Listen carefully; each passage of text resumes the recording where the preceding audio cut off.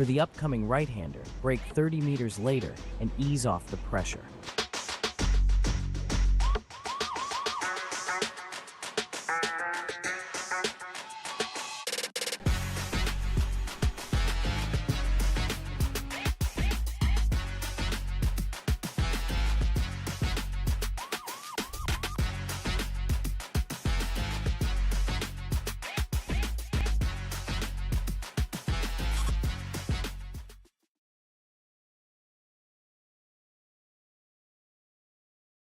Are you spending a lot of time looking for setups and struggling for faster lap times? Are you tired of searching online for answers? Would you like to get setups, analysis and tutorials from some of the best sim racers in the world like Ralph Alla, Mitchell de Jong, Martin Krunker, Josh Rogers and many more? If so, virtualracingschool.com is the answer you've been looking for. VRS data packs provide hot laps from our professional coaches for you to analyse and replicate. They provide tutorials that walk you through the fastest laps and what the pros did to achieve the best times. And they provide the setups you need to ensure your car is competitive in both oval and road racing. If you're ready to get faster and reach more podiums sooner than later, just go to virtualracingschool.com and sign up for a free account today.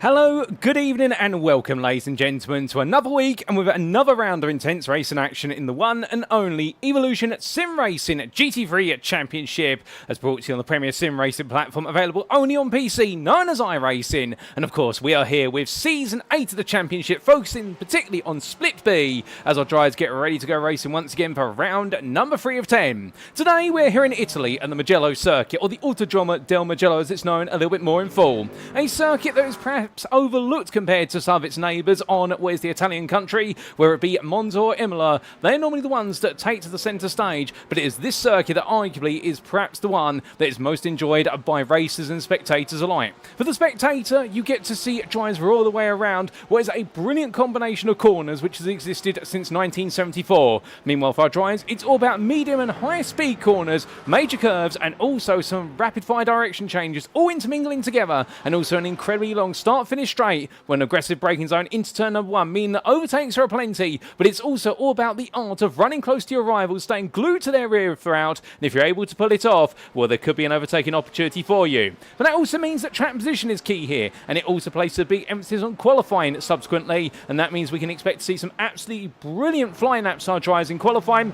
And that could set the pace all the way into the race. With two 30-minute races on our calendar for today, for this is a sprint race round. You can imagine that the action's not just going to be fast and furious in qualifying, but it's also going to be in both of our races. And a very different tone here with the sun shining, the clouds overlooking the circuit, but no sight of rain at all. And therefore, it'll be much more straightforward conditions. But the racing will be anything but straightforward, you can count on that. But where are my manners? Allow me to welcome you all to this live broadcast from Circuit Side in Split B's racing action with the Premier and Evo classes, as brought to you on the Evolution Sim Racing YouTube channel. That's the ESR YouTube channel. Just go to youtube.com and search for ESR and you can find us there. And we say hello immediately to a number of you in the chat, including first and foremost none other than Predescu Dennis, who'll be cheering on a number of the Verano Academy drivers. I believe he's a Verano Academy fan, and well, we look forward to seeing how the Verano Academy and all the teams do get on, whether it be at Camo GP2 Porsche all the way through to Verano Academy. They're all here to give it their all, and be sure to give them their support and let us know who you're cheering on in the YouTube chat. But as we get ready to go in the championship with the title sponsor Trophy II, and thank you to Trophy II and our other sponsors. Well, ladies and gentlemen, the commentary booth you have myself. My name is Paul Walsh, also known as TX141 or Britain Split, depending what media you follow me on. Now we bring you all your racing action from Split B over the entirety of the Season 8 schedule. But speaking of the Season 8 schedule then, well, let's walk our way into it in terms of what's passed so far and what's still lying in wait. And as we can see, we started off all the way back on the 3rd of April at the Watkins Glen International Circuit while opening sprint race round. From there, last time out in round number 2, we made our way to Portugal for very rainy skies and what was the Grand Prix layout of the Portimao Circuit, or the Algarve Circuit as it's also known. Round number 2 for up some surprises, or should I say some surprises in some classes but not in others, in the fact that it looked as though the story, as we'll see shortly, in what was the Evo class continued to be Wesley Van Rens absolutely dominating the day. But meanwhile, in the Premier Premier class, everything was shaken and severely stirred, and by the end of it, Jon Ludbrook leads the championship only by a slender margin. But in round number 3, with more stable conditions, could we see things go to a different style of norm in the Evo class? Could we see Wesley Van Ren's dominance suddenly at 4 part? And in the Premier class, can anybody make themselves an early championship favourite? Well, of course, today is the 17th of April, and after today, we'll then make our way to Road America, to the United States of America for the Wisconsin State Circuit, and that's going to be a tour through the countryside on the 24th of April, and then we'll wrap up the first half of the season at the Circuit of the Americas in the US state of Texas. On the Texas two-step, our drivers will romp and rave, as they'll have 2 30-minute sprint races there on the 1st of May.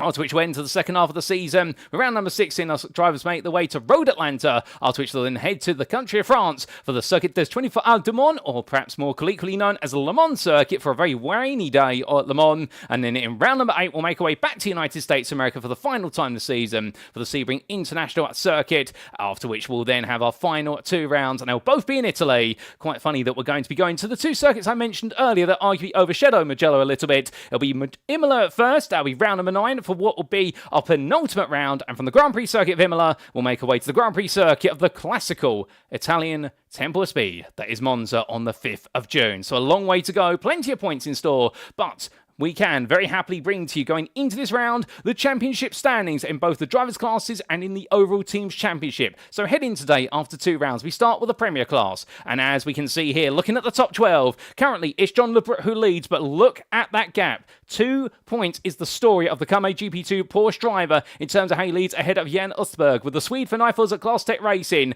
keeping him at close company. But it's been very different stories for the 2 drivers. Whereas Ludbrook has very quickly made his way onto the podium, he doesn't seem to want to leave it after that 3rd place last time out in the double points round in Portugal. Meanwhile, Jan Östberg has only picked up 1 podium, and it was a 2nd place in Portugal as well, whereas his results have perhaps been a little bit weaker in the sprint races so far. But then again, it's a little bit unfair of us to say that, given the fact we've got so many races to go. Peter Duke, meanwhile, the early season favourite from pre-season testing, he's in 3rd place on 130 points for the DDK Racing Team P driver, looking to try and take the fight to the top 2.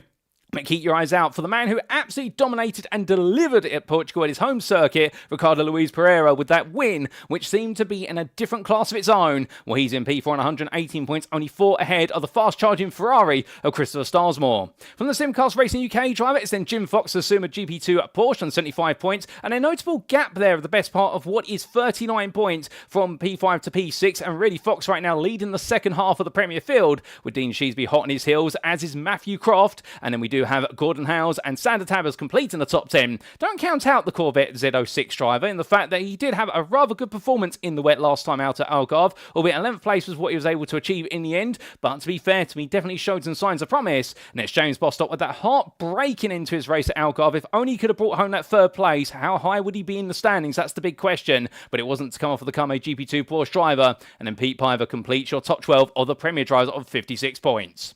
We'll then come to the Evo class, and here we can see, well, the story is quite significantly different. Wesley Van Rens has won 1, 2, and 3, all 3 races so far. 200 points, practically a perfect score, and therefore the question is, can anybody shake his dominance at the top? Mark Parkhurst leads the way in the pursuit on 127 points, 10 ahead of Andrew Montaigne, and the 2 Z-Axis Sim Sports drivers will be chasing down the Racing League Hub driver as fast and ferociously as possible. Adil Chowdhury for Renault Academy, will keep your eyes out for him. The fact he's had bad luck in all 3 races so far this season. On paper, he is arguably the fastest of our Evo drivers, and at least qualifying has dictated that. In dry conditions, in wet conditions, he's still been quick, as we saw at the Algarve circuit. However, he hasn't had the luck to back up the performances, and that race 2 performance at Watkins Glen really demonstrated where his pace is, in the fact he made a splendid recovery drive to finish P4 in class. Road at Turkfjord, meanwhile, sits in P5 at MJK Sim Racing B, and then picked up that 3rd place last time out at Algarve, ascending only to a point behind Chowdhury. And then we do have Steve Rubino a further, 8 points behind in P6 in the Ford Mustang GT, ahead of Eduardo Endino, with the LS Racing B driver firmly locking horns with DXT Motorsports Sean Clark. Next, Grant L. Miller for Phoenix Racing, ahead of Yarnagi to complete the top 10 there, with the Nifels at Glass Tech Racing driver starting to find his form at Algarve, and could we see him rise up through the ranks today? But Tenked and Daniel Paul, they complete your Evo top 12, and we look forward to seeing how they get on as well, and whether they can break the way into the top 12. As for the Teams Championship, let's remind you of the fact the Teams Championship runs across both Split A and Split B. This is an overall championship across both lobbies, and we're going to focus on the top 10 in particular. And after what is the first 2 rounds of the championship, well, it is a lead of 4 points going the way of none other than what is the team there at the very top, and that's RDSA Esports, with the majority of the drivers, I do believe, being in Split A, if not all of them, and Tristan Dino Brega being at the head of the team there and looking to try and deliver the results alongside Luke King, Luke Lachesi, and Justin Elov, and doing a fantastic job so far. But it'd be inappropriate for us to exclude Racing League Hub there, who only sit 4 points behind, with Wesley Ramrens bringing home a good plethora of points towards their tally from Split B. And then we can see in P3 and P4, we do have the 2 Wes Axis Sim Sports teams, with the Z Axis team ahead of Y Axis, their sister team, and they're closely together, only 10 points between the 2 of them. But they got the rising pressure in P5 of Carme GP2 Porsche, and that team right now, 9. A lot of points went missing last time out,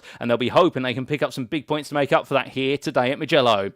And DDK Racing Team, they sit in P6, and I do believe that is the leader in their 2 teams. They've got 2 sister teams. That's DDK Racing Team E, and they are ahead of what is Nifos Glass Tech Racing, only by result count back, with Jan Östberg, Klaas Vellen, and Jan Nagy. Well, we see all 3 of them in the Split B lobby, and we're hoping that they might be able to overhaul DDK Racing Team, or conversely, you may be hoping the opposite there, but we look forward to seeing how their battle goes on. From them, we do have in P8 LS Racing B, and on 172 points, they really have a bit of a world apart from the top 7, but they're trying to hold on to their P8 status ahead of none other than Vulcan Motorsports Gold, only a further 5 points behind them, and a further 6 afield to complete your top 10, where it's none other than Phoenix Racing. Meanwhile, 159 points in P11, right at the top in the top right corner of your screen there, that's Moonshiners Racing Club, and they'll be eager to try and penetrate the way into the top 10 after the racing concludes here in Italy. But with that, ladies and gentlemen, let's come on to our circuit for today then, and it is the Mugello Grand Prix circuit, located in what is the vicinity of the municipality of Scapiera e San Piero, in what is the Florence region of the Tuscany state of Italy. And well, thank you to iRacing.com for their brilliant circuit maps that come with the fantastic simulator and bringing to life the 15-corner circuit that does span 3.25 miles, or if you prefer imperial units, 5.24 kilometers. But regardless of units, the one problem with a 2-dimensional track image is it doesn't show you the elevation changes around it and how aggressive the corners here are at Mugello. Did I say aggressive? Perhaps I should say more poetic the corners are in the way they flow together, and this is a driver's circuit, true and true, in the fact as you roar your way around here, where it be the open low-speed corners of San Donato all the way through to Poggio Secco at turn number 3, where you'll find from them all the way through to the legendary double right-hand high-speed complex at turns 8 and 9 known as Arrabbiata 1 and 2. It is a circuit where you want to push the absolute limit, but at the limit you'll find the gravel and plenty more if you get it wrong. And for our drivers here, it's all going to be about running on the limit, and then overtaking opportunities are primarily relegated to turns 1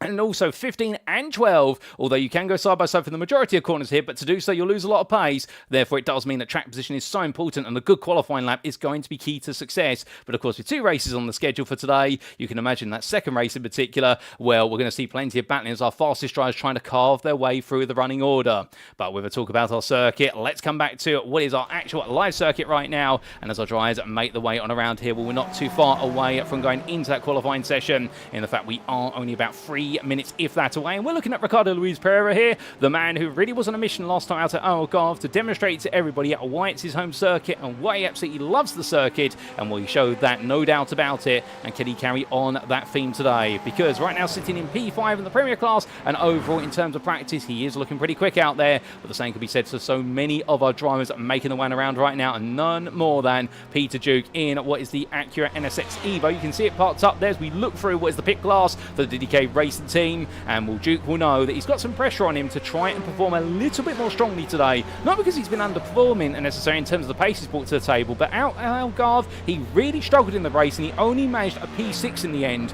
And well, I think there it was all about damage limitation. There was just something not right with the car, the setup, or the driver, all 3 together. And well, for Duke, he'll be hoping for a much happier day in the office today. But looking from always our Premier drivers to Evo drivers that are out there, we do look to the fast and ferocious, the bulky boat that is the Ford Mustang GT3 of none other than Grant Miller.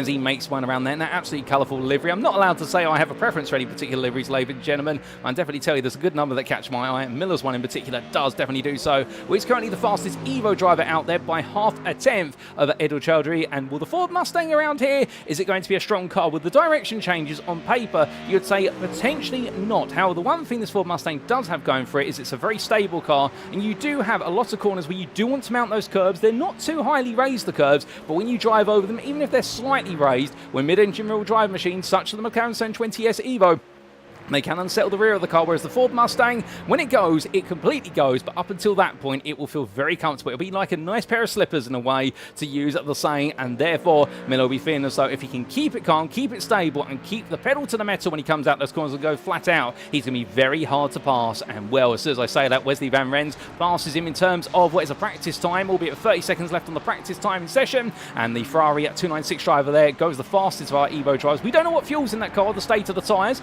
but we do know that that is 8 thousandths faster than Miller, and well, it's going to look very close potentially in qualifying between all the drivers. But as our drivers now start to come towards the close, we also look to Christian Malskov here, and I do believe the Verano Academy driver, currently P9 in the Premier class and also 04 in this practice session, he's going to see us out in this practice session and take us into qualifying, ladies and gentlemen, because without further ado, practice is complete, it's time for qualifying, and who will be on pole come the end of it?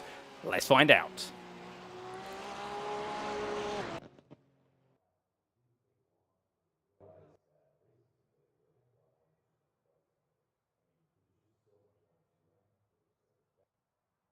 So as qualifying now gets underway, without further ado, it is going to be 10 minutes and go for all of it. In fact, 15 minutes there. Let me correct myself. Getting so eager there. But I'm sure many of our drivers will wrap up their laps within 10 minutes if they are immediately out the pit lane. Closed qualifying session, of course, so it does mean every driver has an isolated instance of the circuit available to them, including Jon Ludbrook here as he makes it out the pit lane. Current Premier Championship leader. And as he comes on down then, the 114, well, he's not taking anything for granted today. I don't think any of our drivers will be taking anything for granted. It's too early in the season to really be able to feel safe for the points that you do have, but of course everyone will be very eager to try and make a good impression here as he makes his way on around with that, coming off of the high of the third place at what is the Algarve circuit. And we say it's the double points round because it's only a single race, so the race is worth the points that 2 sprint races are worth in a given round. And of course we have the 2 sprint races today as he just carves and winds his way on through the corner complexes. But as he makes his way on through here, well, that Porsche 992 at GT3 will look absolutely smooth. And for those who are aware, or those who are unaware I should say, there's been recent news coming out that as of what will be the Nürburgring 24 hours in real life, the ADAC Nürburgring at 24 hours in the summer of this year,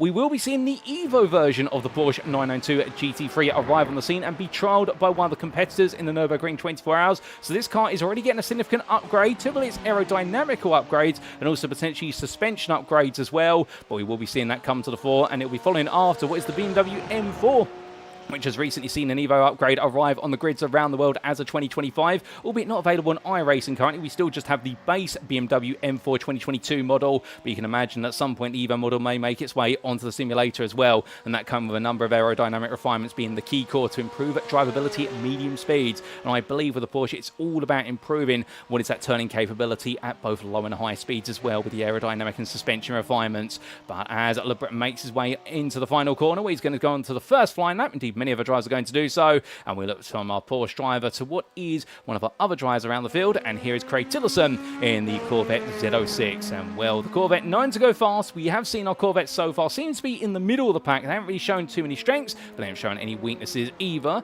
so they've been quite comfortable cars. But of course we do want to see them try to push on a little bit more, and we look forward to seeing what they're going to be able to do. Tillerson being one of many to try and go well here as he weaves and winds his way between the apex of turns 13 and 14. Apexes you can really try to mount the curbs there, but of course cut them too much and you'll see your lap invalidated. But he now makes his way down into the final corner here, just bringing it nice and tight through the left-hander, and onwards he'll go then towards what will be his first flying lap of many. And as he roars his way down the start-finish straight, we do look from the Corvette driver to one of our other drivers out there right now trying to get a lap on the board, and that's Liam Fraser. In fact, on his current out lap, he's decided to go a little bit late into this qualifying session and going from mid-engine rear-wheel drive machines to a front-engine rear-wheel drive machine and forming the Mercedes AMG Evo. And well, it's absolutely brilliant. A V8 naturally aspirated 6.3 litre engine Indeed, when you hear this roar past you, it is a very, very low baseline. It practically hits you in the heart as he makes his way around. And well, this Mercedes engine being accompanied by what's that sonorous roar. And we're into the braking zone here of what is turns 11 and 12.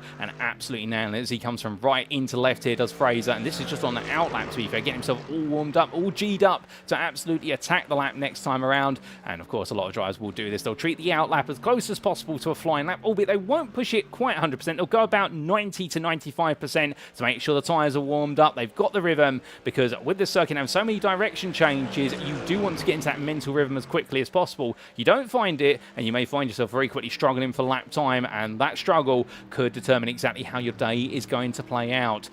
Speaking of how days are going to play out, one driver right now, as he makes his way towards the timeline, is going to be the end of what will be his first flying lap. We got a rolled turf career, as we do see the Dutchman make his way across the line here, and as he comes on through, that's going to put him with the initial time in the Evo class of 47.854 in the Porsche 992, and we see some premier times coming in from Starsmore and Ludbrook respectively. Duke and also Luiz Pereira putting their times up there. Some more times immediately piling in as we've had some gravel go off the circuit there at turn number 1. I believe that was during the practice session that somebody has been able to push some gravel across the road. But as we do look to Nick Stubb, meanwhile, who comes down across the line of 46.735, a good lap there from Stubb. Duke the best part of 6.5 tenths behind, but I can imagine Duke still building himself up a little bit rather than feeling as though he's got all the pace in the tank so far. So we might see some laps suddenly come alive, but remember, much more stable conditions today. We're not expecting any rain on the cards whatsoever in either of our races, or even before that in this qualifying session, and that's going to be a relief to some, but misery to others. Some drivers consider themselves to be what is wet weather experts, whereas others would prefer more stable conditions.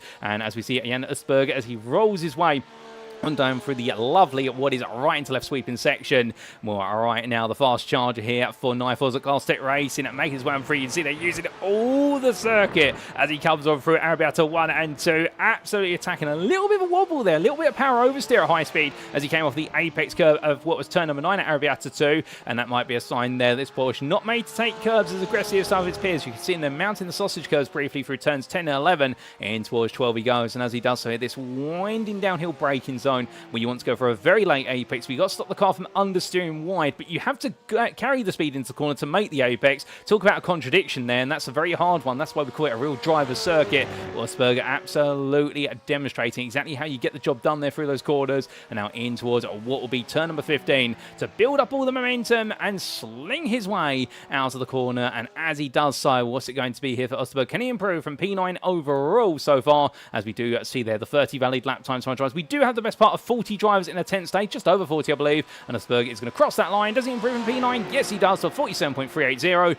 moves up to P4 there. Good lap from the 199 driver, and onwards he'll go towards his next destination, which is another lap. But meanwhile, let's get on board lap while we're driving. Let's jump on board with what is Christian Malaskov as he heads forward. It's a flying lap around here, and what's he going to be able to do as he heads across that timeline then? Well, here we go, down towards turn number 1, dashboard in the bottom right if you want to follow with regards to speed and the gear selection. And in fact, Malaskov backing off there, so I think we're not going to be riding on board for a lap. He's going for a cool down lap here, so a little bit of inappropriate timing, but it's always the way when that does happen. And good evening to you, one of the bigger Verona Academy and esports fans there of Katie Kitty Eames in the YouTube chat, and I'm doing well, thank you, and I hope you're doing well as well. And to all of you tuning in, I hope you've had a great day, and if not, let's turn those frowns upside down with a big smile and some big racing here at Mugello. But talking on board lap, we promised you one. Well, we're going to go from one Verona Academy driver to another, and we're going to jump on board here with Edward Chowdhury as he tries to take us around for a flying lap. Hopefully here we've got it right on the timing. And well, currently what is the third fastest of our Evo drivers, but can he become the fastest? Well, here we go into turn 1 then, and he'll be looking to break there just before the 100 meter marker, coming all the way down to what will be third gear there, staying in third rather than dropping to second to give himself better power out the corner in terms of traction. Now into turn number 2 here, bounce the throttle down to second gear for a brief moment, up to third here for turn number 3. You're going to be on the throttle nice and early here, load up the preload differential and then roar your way out as he makes way out to turn 3. Now in towards turn 4, hard on the brakes here, and initially trail braking off, don't want to go too deep, keep it in the middle of the road so you can turn through 5 and carry the speed. Does so admirably, and now into turn 6 and 7. Downhill he'll go here, brake nice and early. When you do, just dab the brake to get the weight over the nose. Down the hill he goes now, flat out here through a left-hander. of turn number 7, full commitment as he brings the car to the left-hand side to open up turn number 8. Into Arrabbiata he goes for the first part and carrying all the speed there in 4th gear. Now into the second part as he comes through turn number 9 and carrying the momentum, absolutely nailing the extremities of the circuit. And now onto the brakes here, drop 2 gears down to 3rd gear through the right-hander of turn number 10. Bring the car into the middle to get through turn number 11 and then back on the throttle as he lets the car come out wide. Now gradually escorts it over to the left-hand side for turn number 12. And here you can see brakes nice and late, wait for it, goes a bit deep, a bit too deep there in 2nd gear, just missing the apex in the end, carry too much speed with that late braking. That's going to cost Chowdhury a little bit of time, but through turns 13 and 14 he goes, left into right, now brings the car gradually over to the right hand side, straight line as much as possible to get the most possible speed here, and much like turn 12, you want to brake nice and late here and escort the car to a late apex, but as soon as that nose points in, you've got to put the throttle back on because you've got a long run to unwind the car, and in the end Chowdhury had some difficulty at turn number 12, but otherwise it was a reasonable lap. You can see there in the bottom center of your screen, he hasn't improved across his sectors in sectors 1 and 2 and sector 3. So for Chowdhury, it's been one of those laps whereby he's practically matched his previous best, albeit it's not worked out. It was all because of running wide out of turn number 12 that cost him the distance on that lap. So therefore, he's going to have one more lap available to him to try and get the job done as we are heading towards what will be the 9 minutes complete mark of this qualifying session, because we do have 15 minutes. So we've got the time for our drivers to get their 4th line laps in, plus that out lap. And well, Chowdhury right now trying to improve, as meanwhile, Steve Rubino is the fastest of what is our Evo drives out there, currently P11 overall.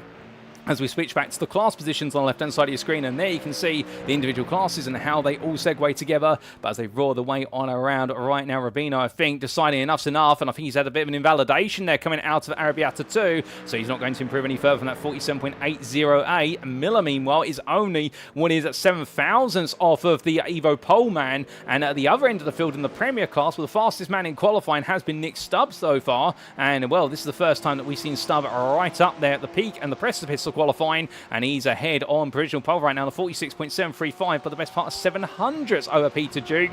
But where you do have Stubb, you've got Duke not too far away, albeit he's parked up there. He knows he's done for the day. He's got no more laps available to him, so if anyone's going to dethrone Stubb, it's going to be at Malaskov or lower at this point, but it is incredibly tight in terms of the top 5 of the Premier qualifying set, in the fact that you do have from Stubb to Bailey, when it's a 146.735 all the way through to Bailey's 147.34, so only 6/10 between them. Is one of the tightest qualifying sessions we have seen so far this season, albeit we're in the early stages, but after 3 rounds this will be the tightest in the Premier class. And also, to be fair, in the Evo class, Rubino and Miller so close together, but Miller has not been able to improve in the end, and so he will stay P2 in Evo. So it looks as though Steve Rubino will be taking what will be, I believe, his maiden pole position for this season, and Stubb meanwhile is chasing that maiden pole position, and right now it's looking as though nobody's going to be able to dethrone him as we look to Matthew Croft here in what is the Z-Axis Simsport 113 Porsche. And well, the Porsche is going very well here. You'd expect it given the amount of direction changes and also the sweeping corners. Perfect territory for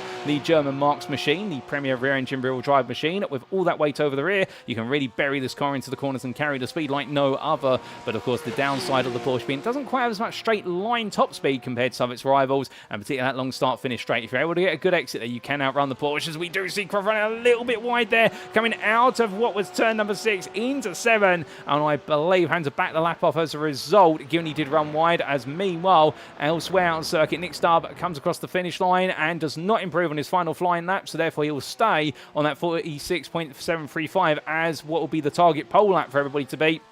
And most of our drivers now are in the pit lane. Most of them have got their laps in, albeit we've got a couple still out there, including Jim Fox, who we're looking at here. And as he weaves and winds his way down through the corners, well, Fox is one of the drivers who really did try to excel in the Suma GP2 machinery at the Algarve circuit, and in the end takes a bit too much apex curve there into Arrabbiata 1, and he'll park up. That is his qualifying session done. And Croft here on a cool-down lap, given the fact we did see him invalidate his lap, I believe, and therefore it might be the case now that Croft just trying to get a little bit more time and experience under his belt here, being around the circuit.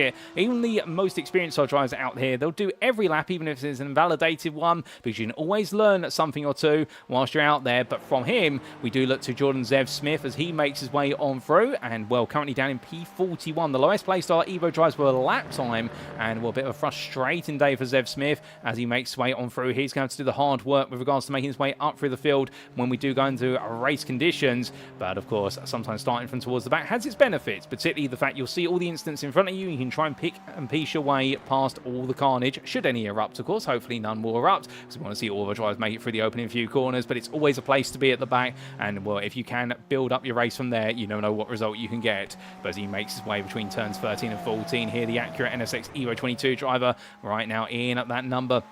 What is 94, trying to find a bit more time out there. He's a long way off the pace. The same for Martin Kork there. Both of them a long way off and separated by only 400. Well, as we do see Zev Smith making his way to the line, what's it going to be as he heads towards that timeline with 2 minutes left on the clock? It is going to be for Zev Smith. Can he move his way a little bit further up from P17 in class? And the answer is yes, he can. He can get ahead of Martin Kork, but what will be the return here from what will be the number 53 driver as the Dutchman heads towards the line? Can he find a way to get back ahead of Zev Smith to be not the last person on what is the grid? Well, he comes across the crying line there. It's going to be 50.271, and well, it's not enough to get him back ahead of Zev Smith. So Jordan Zev Smith does sneak ahead into P16 of the Evo class, but with that, Matthew Croft trying to put another lap in here, albeit this lap will be disallowed as I understand it, given the fact he has put in all of his flying laps, but he's just putting another lap in out there to give the spectators to something to look at, and also, as I said earlier, to build up a little bit more rhyme and rhythm and see where perhaps he can improve a little bit using every second of his time available.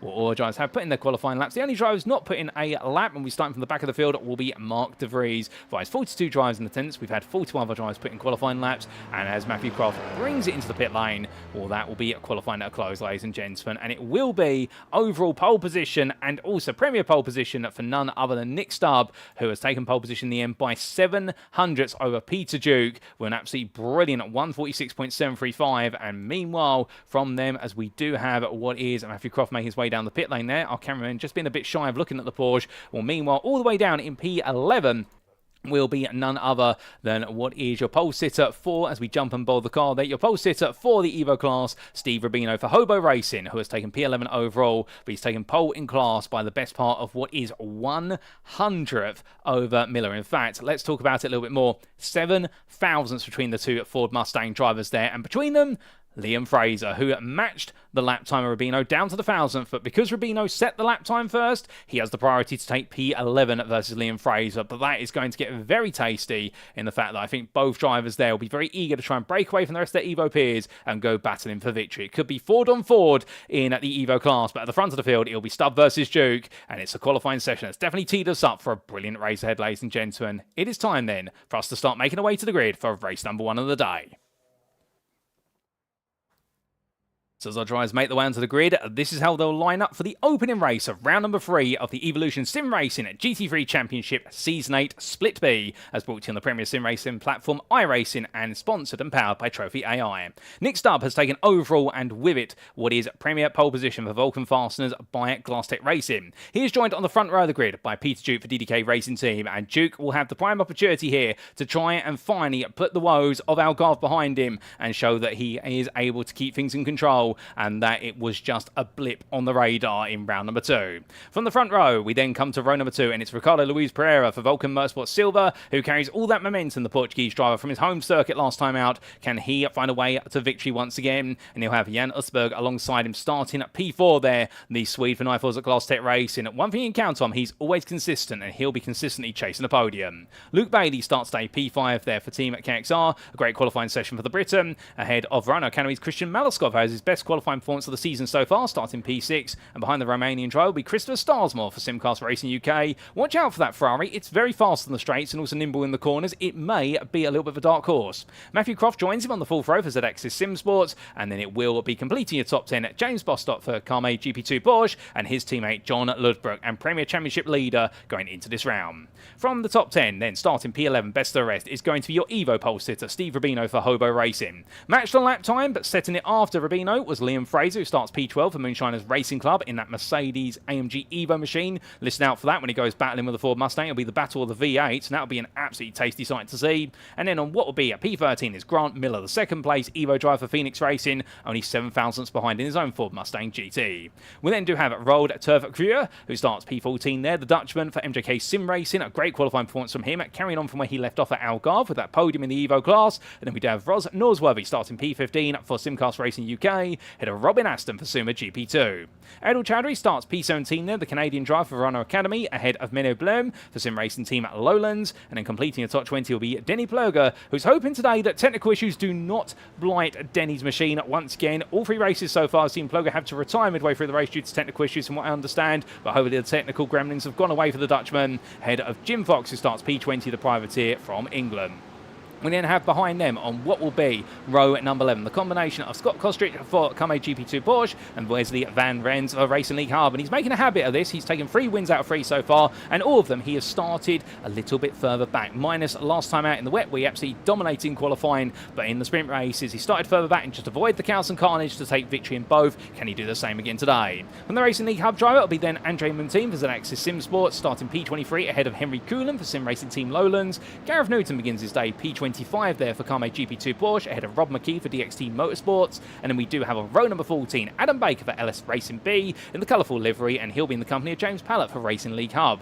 Completing the top 30 is Robert Nobles for Sim Racing Nation and DXT Motorsports Owen Seward. And then we have what is Eduardo Andino starting P31 for LS Racing B in a difficult qualifying session for Andino, starting P10 in the Evo class. Head of Mark Wesley there by a sliver, the privateer. And then we have Mark Parkhurst for ZX Sim Sports. That's a very poor qualifying session from the American driver there. Not to belittle him, but we normally see him a lot further up the qualifying order, but it's not gone well for him today. He's got his work cut out for him. And Craig Tillerson will be joining him there, P34 for Renault Academy.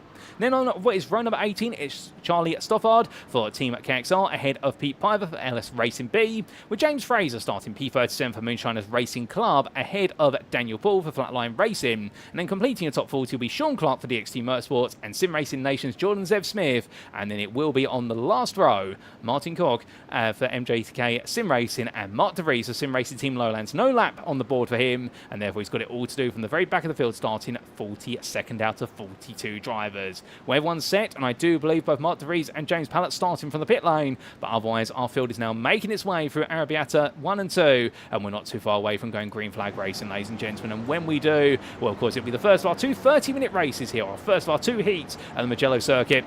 And what can we expect over the distance? Well, I think we can expect fireworks between Stubb and Duke, and these two will be absolutely going for gold versus each other from the outset as they make the way on around. And behind them, keep your eyes out for Ricard Luiz Pereira as well, in the fact that he'll be very eager to try and add to his win from Algarve last time out. And Jan Östberg, do not count this man out. As we jump on board briefly with the Nyfels at Class Tech Racing at Porsche driver, the Swede, he's a smiling Swede, but he's also a superb one at that. And he can potentially steal away points from his rivals, and could he even go for his first win of the season here? Well, we'll have to wait and see as the field comes on through. But also a little bit further back, Grant Miller versus Steve Rubino. It is going to be one of those showdowns with the Ford Mustangs, and Road Turf Curia also intermingles in amongst this. We've got 3 Evo drivers all closely intermingled together, and I suspect we're going to see some absolutely brilliant battling between them. But without further ado, as we jump on board, winning Stubb for a brief moment, the Vulcan fastest by Class Tech Racing Drive 9. There's only hundreds of metres between him and starting this race. Without further ado, ladies and gentlemen, as they weave and wind the way through turns 13 and 14, the pace car takes them to turn 15. But very shortly, Stubb will back the field away from the safety car that will pull off into the distance, and it'll be to him to dictate the pace as they make the way on around to the green. But a wonderful 40 car plus field here, 42 drivers in attendance today, and as they all make the way on through here in Split B for round 3 of Season 8 of the Championship. You can imagine at this point, Stubb right now will be only thinking one thing: it's a long way to turn number 1, and he wants to be the man who leads the field out of it. But can he do so? It's time for us to find out.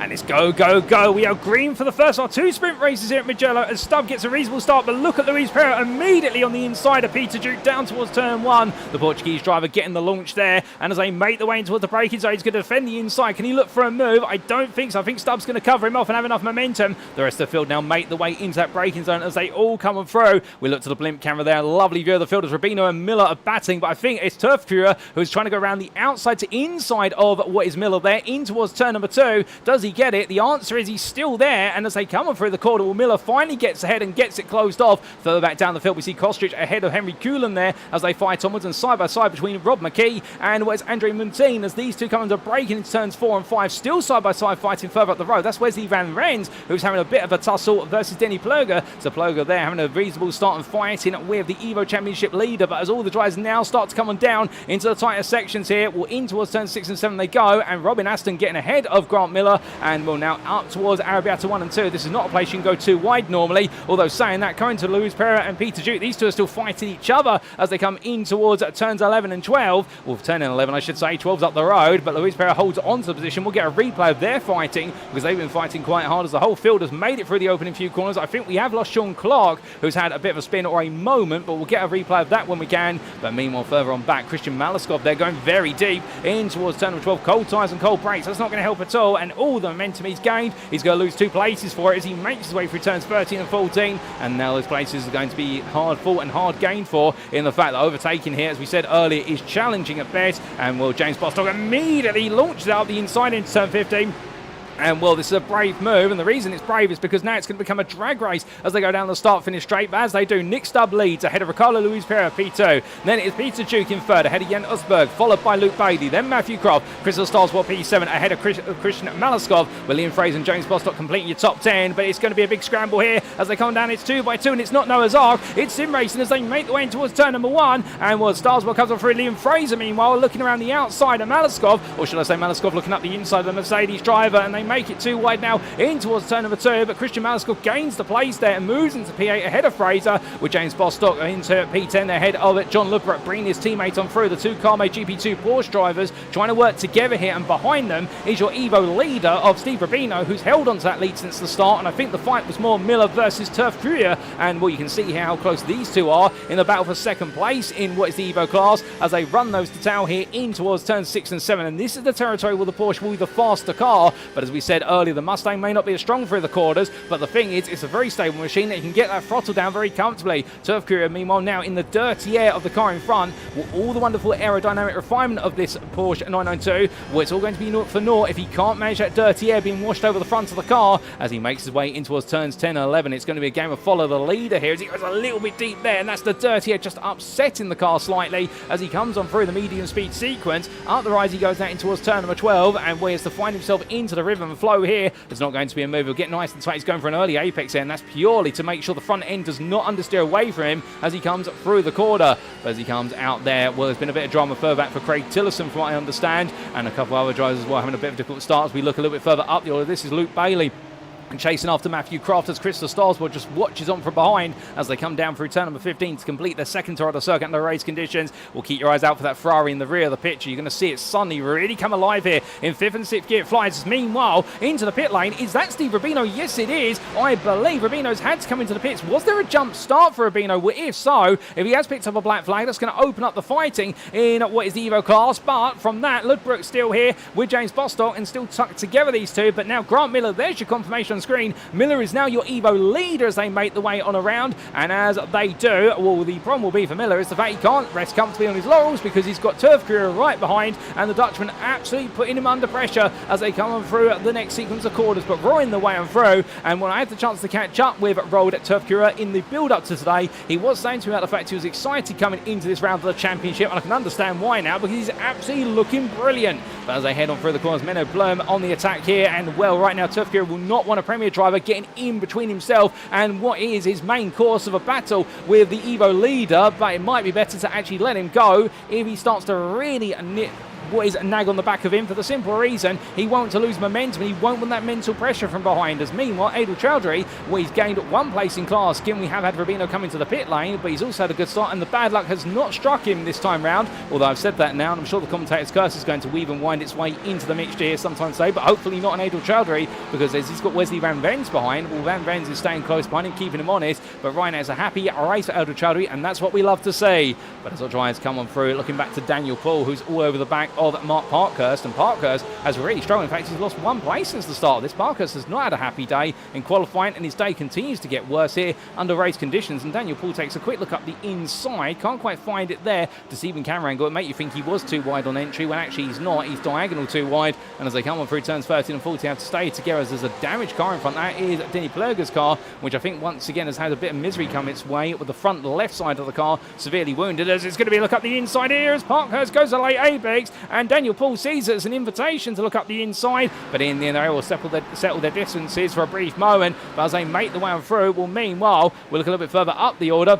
And this is Rob McKee versus Scott Kostrich, and McKee trying to go around the outside for DXT Motorsports. Can he do it in that McLaren, as we had a big off there? Somebody rejoins, and in the end it's going to be McKee has to back off. That's Jan Östberg. Östberg's off at turn number 1. He rejoins, and McKee, who was going to try and make that move of certainty around the outside of 1 through to the inside of 2. We had to back off there, as otherwise he would have hit the rear of the 199, and both of them would have gone around, and that wouldn't have been the way he wanted it to go. But there's a big surprise there, not a welcome one if you're a DXT Motorsports fan, or indeed the driver of Rob McKee. And well, right now, for what is Rob, he's going to be thinking to himself, okay, that didn't play out, but surely I'm not going to have a late rejoiner come onto the circuit again the next time I try and do it. If he can get it next time, of course, because Kostrich won't let it happen twice. But as the drivers make the way on through, meanwhile, Rosen Osworthy trying to hold off what is the charge here from Jim Fox. We ride on board and look back from the rear of the 109. The 109 right now, absolutely trying to hold on. But again, what we're seeing with this Ferrari is the fact he doesn't have the low speed gearing as he goes deep in towards turn 10, and that is going to give Fox the outside line around 11 to make that move count. The Simcast Racing driver loses out, but here comes Adel Chowdhury. Here comes Wesley Van Rens, and as they make the way through, Chowdhury's going to have to go around the outside. He's positioned himself on the outside of turn number 12. This will give him the swing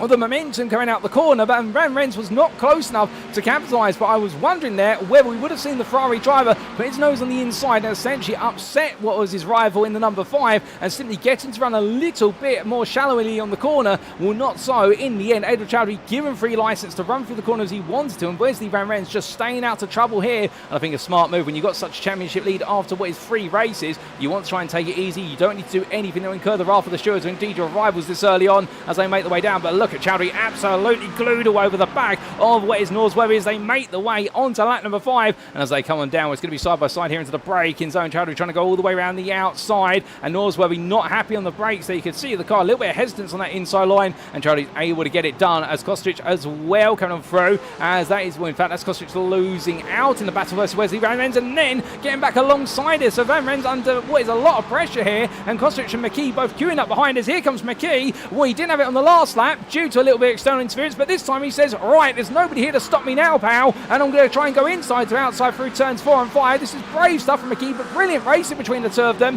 and this being for its 15th place in the Premier class. And in the end, McKee gets it done around the outside in towards turn number 6. Now that's brave, but Scott Kostrich, to be fair, gave him respectful racing room, and those two absolutely brilliant battling between them, and we love to see it. And McKee now up another place. I'm in the P19 overall, but as they make the way up the hill, well, from them at the front of the field, you're not seeing any excitement like that right now, because Nick Stubb has absolutely run off at a canter. He's got 2.2 seconds of a gap to Ricard Luiz Pereira, although I think on the open lap, and we're about to get a replay of the open lap, I think Luiz Pereira and Peter Duke were fighting so hard at the very start of the race that as a result, we did see essentially Stubb being brought a license to run away. But look at that gap with Matthew Croft in P4 behind the top 3 and a little bit of a world of their own in terms of pace, and Croft, Bailey, Starswart, Fraser, Malaskov and Bostock. That is your P4 through to P9 set. Well, they're all running together within close proximity and all pushing each other along. But without further ado, let's look back to our battle for P2, because before we get the replay, we might see a little bit more of a sparring match here between Luiz Pereira and Peter Duke. Duke's going to go to the inside here in the battle of the Acuras, and well, it's going to be Pereira on the outside. Duke on the inside goes all in under braking for the DDK Racing team.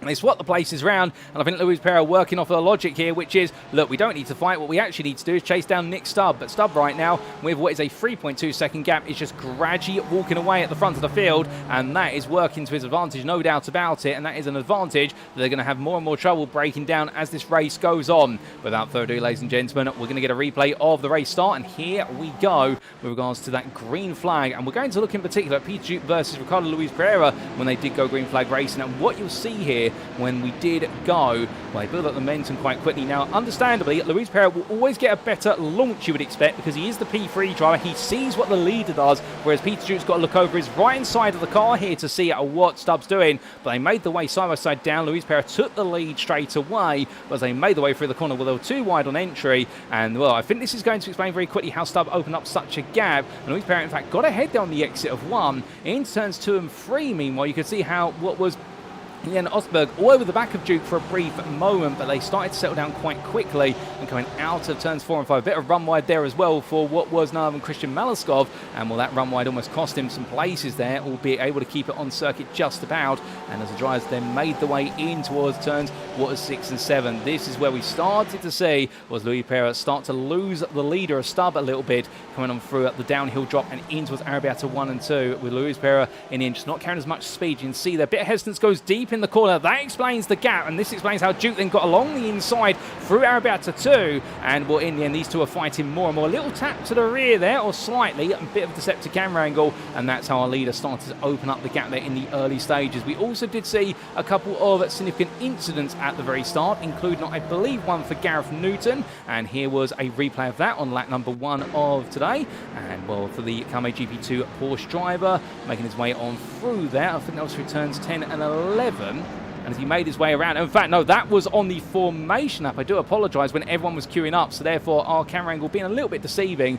with regards to what was happening there. But meanwhile, what we did have happen on the open lap, and this was when we were racing, this was Sean Clark making his way down towards what was at turns 4 and 5, and into the corner he went, and contact there with Jordan Zev Smith and Clark, who was the only driver who was involved in the incident in the open lap, ended up being turned around there, but quickly able to go racing on lap number 2. Meanwhile, we had this happen to Craig Tillerson, and this was for the Corvette Z06 driver coming through, I believe that's turns 2 and 3. Oh, goodness me, hits the sausage curve head on, and the whole field has to make its way around him, and in the end, he is tapped on the side there. I believe that might have been by Daniel Paul, but, well, in fact, that was not Daniel Paul, that was a different car altogether there, but Craig Tillerson ended up going, oh goodness me, and then contact with Sean Clark, who tried to come into the city instant and already damaged Corvette. There was even more damage, so a nightmare moment there for Craig Tillerson, and that was the story of his race. As we do return to your live racing pictures, ladies and gentlemen, but those are the incidents in the opening at 2 laps, and we do apologise for the brief clip from the formation out there that made its way on in,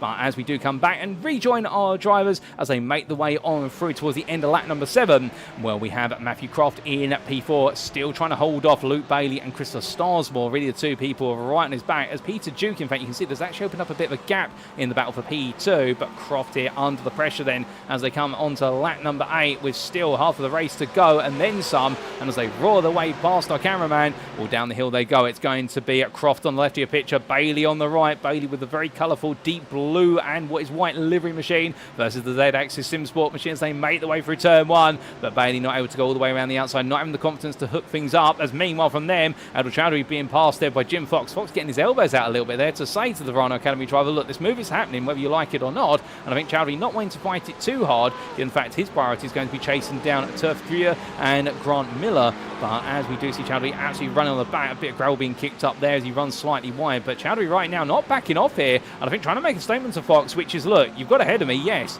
but if you're going to absolutely just take your time moving onwards from me, I've got another point coming to you, which is I want to chase down those Evo drivers just as much as you do. And well, as they roll them through, well, it's the overall positions on the left-hand side of your screen. You can see how everybody stacks up with each other. And another great little battle further back here between what is Henry Coolan and Owen Seward. This is for what is P23 overall, but the importance of this for Seward in the rather colourful McLaren 720S Evo is the fact that the number 21 driver is holding on to P5 in the Evo class, and right behind him is the P6 runner. I say right behind him, Seward gets it wrong there, coming for Arrabbiata 1, goes a little bit deep, but then in return, it's going to be, what is Gareth Newton almost getting it wrong there, and Adam Baker now looks up the inside and tries to get involved there, but Gareth Newton just about gets it done. But look at this, Robert Noble says, okay, if you're all going to trip over each other, allow me to introduce myself. And Baker loses out, and he's going to be battling with Pete Piver, his teammate, as they come into turn 12, or is he? No, because Baker's back up the inside of Nobles now as they come sweeping through turn number 12, but Nobles in the end on that outside line. He knows there's only one way you carry the speed through turn 12, it's outside to inside there, not hanging it on a tight apex, and Adam Baker now really being what is ambushed by all of this, as Nobles now tries to do the same into turn 15. We can see Baker wants to get back ahead. He knows he's got the pace, but I think he's just got to cool down at this moment and think, okay, I've got the pace. I've made a small mistake coming out of what is Arabiata 2. I can't let it get to my head, and that's the hardest part, of course, because these races are short, and therefore you do have to get a move on if you want to gain those places. You haven't got that many laps, albeit without the halfway point. We have completed 8 laps, and if you do the quick mathematics, you can imagine we've got another 8 laps as a minimum, if not 9, and as they all come down to the braking zone, you can see Baker, again, taking a look up the inside there, can't quite find it, and has to wait his turn behind as further back. Denny Plurger still trying to make some progress, and in fact the car that we did see hit what was Craig Tillotson earlier on was Denny Plurger's car, as we can see it here, and that explains the front left damage on what is the number 20, the 112, I should say, the 112 Porsche, as it makes its way around the outside of turn 1 to cover off the charge of Daniel Paul right behind. But as our drivers make the way into what has been a bit of an incident a bit further up the road, I believe Jan Östberg has been involved in a oh goodness me, he's had a spin, has Östberg, and I believe he was involved in an incident earlier on. Well, he's had one incident, now he's had another. Can we get an explanation as to what happened originally? And this was from inside the top 5, and this was on lap number 4 for Jan Östberg as he made his way down, battling with the 113, under braking it. They're going to get very close to the apex and turns there in the contact. Now, some would argue perhaps he shouldn't have shut the door as firmly as he did. Others would argue that Matthew Croft, who was the 113 car, perhaps putting his nose in where he shouldn't, but that camera angle not really telling us enough information other than the fact the two have had a bit of a coming together, and that was when we did see was Rob McKee come into the scene of a rejoining Porsche, which completely upset his momentum, and then only months later, well, more woe there for what is our Swedish driver, as he is then battling with the 101 coming through turns 2 and 3, makes way for the right-hander, gets too close, and a bit of what is front bumper to rear bumper contact, and Rob McKee, oh no, and it's all gone wrong there for what is Rob McKee as well, and also one of other drivers who comes into the scene of the incident, and well, for Jan Östberg at that point, it was a tow to the pits. But with him in the pit lane and the car being repaired, well, it's a frustrating race number 1, but he's of course got race number 2 to try and get back to the business, or he's going to do it from towards the back of the field by comparison. And well, now for all the drivers here all settling into a rhythm, the battle is now becoming much more pack-based rather than overall-based, and therefore it does mean our drivers are now settling into their final fighting positions, albeit saying that could we see some flying moves, as we do see quite a bit of free wide here, and that is going to be Adam Baker getting ahead of Andre Montine, with Pete Piver being swarmed there, and here comes Charlie Stoffard, who goes up the inside and says, well, thank you if you're going to have a nap, and as he makes way for it, Andre Montine being completely made to look as though he's being pedestrian here. I can assure you he's not, but that Z-Axis Simsport 115 all out of position, and Charlie Stoffard, I don't know where he came from, but he's absolutely blazed his way through the proverbial barn door. He hasn't shut any doors either. He's just simply said, well, I'll take 1, I'll take 2, thank you very much, and off I go. And right now, he's up into P8 in the Evo class. Brilliant bit of driving there, P2604, and what a way to gain 2 places there by simply catching everybody napping. As he comes on down through turns at 6 and 7, I think now he's going to have the pressure of Piver right behind him, and Eduardo and Dino also chasing after him. But for that brief moment, the number 6 driver definitely just simply seeing the doors open and saying, I'm going to take everything I can whilst I can. But as he makes way on around the McLaren 720S Evo, well, from him, we look a little bit further back to Mark Parkhurst, who's still struggling out there in the number 31. Just not his day so far in the Z-Axis Simsport machine. The American driver, they're running a bit wide as well. I think there's also some damage on that car by looks of things. It doesn't look happy on what is right turn corners, and the fact it looks like that left-hand side has got some damage to it, and therefore it's just not settling down as much as you would like it to, and that may explain why the pace is falling away gradually as the race goes on. But from a driver who's struggling towards the back of the field all the way towards the very front of the field, from one Porsche to another, well, Nick Stubbs still leading, and then 3.5 seconds back is Peter Duke, who is still not quite on the pace of leader. 3 tenths was the delta between the two of them that last lap, and well, to put you in the frame with regards to how those lap times are evolving, I believe we might be able to get with some information to you very shortly, ladies and gents, with regards to those lap times. Can we do so? And in fact, yes, we can. We can get you the lap time history between Duke and Whit Stubb, and there you can see in the bottom center of the screen the fact that Stubb, for the most part, when he's been faster, he has been significantly faster,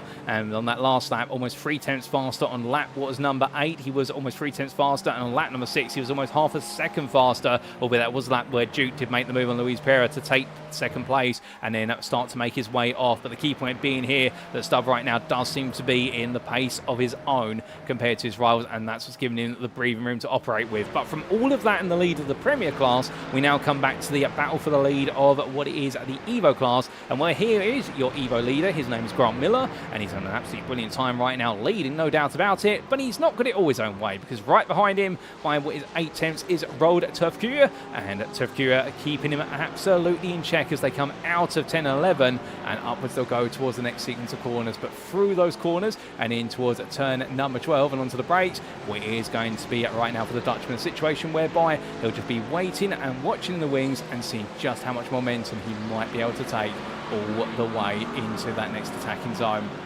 And while speaking about catching up with him before going racing, we absolutely enjoyed his time in the wet at the Algarve circuit, albeit it has to be said that with regards to in the wet, there are a couple of things he did learn from, particularly the incident involving himself and Peter Duke, if my memory serves me correctly, where the two had a bit of coming together, but really enjoying the circuit. And well, his target was to qualify well going into the races. He definitely did that with what was the third place in class and the starting position of 14th place overall on the grid. So he's achieved all of his goals, and now it's just upwards from there, or at least that would be the expectation. As you can see, Miller taking a little bit of a different line there into turn number 1 in order to be able to try and get the cutback run on Menno Bleum, who is the premier driver in front in the Ferrari 296, and Bleum not quite having a happy day at the moment. But meanwhile, speaking of happy days, a bit of fighting here. It's just going to be a big launch on the inside if he goes for it from Robert Nobles versus Owen Seward, and Seward under a bit of pressure as he looked back from the rear of what is the number 21 DXT Motorsports McLaren, and as he comes on through the corner, well, he has got in front of him Rob McKee by 3.5 tenths for what is 17th place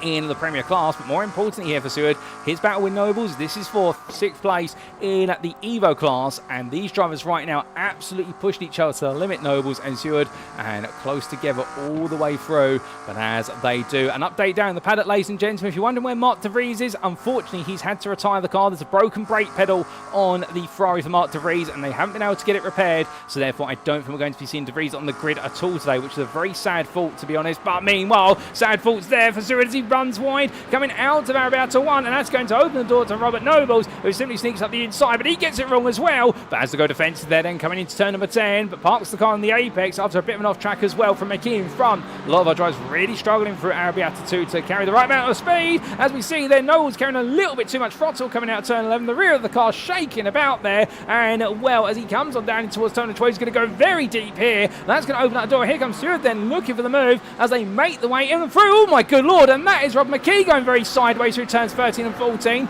More on that in a brief moment. He's been able to collect it together, but Seward and Nobles side by side here in the fight for 6th in the Evo class. Into the braking zone they go, and as they make the way on through, Nobles goes absolutely clinically on the brakes there, gets it stopped on a dime. Seward there getting a little bit upset under braking. I'm not sure there was contact, but look at this. Stoffel trying to go around the outside meanwhile of what is Baker, and what he's trying to say to Adam Baker, look, don't get involved. I want to chase these two because they're fighting for 6th place in my class.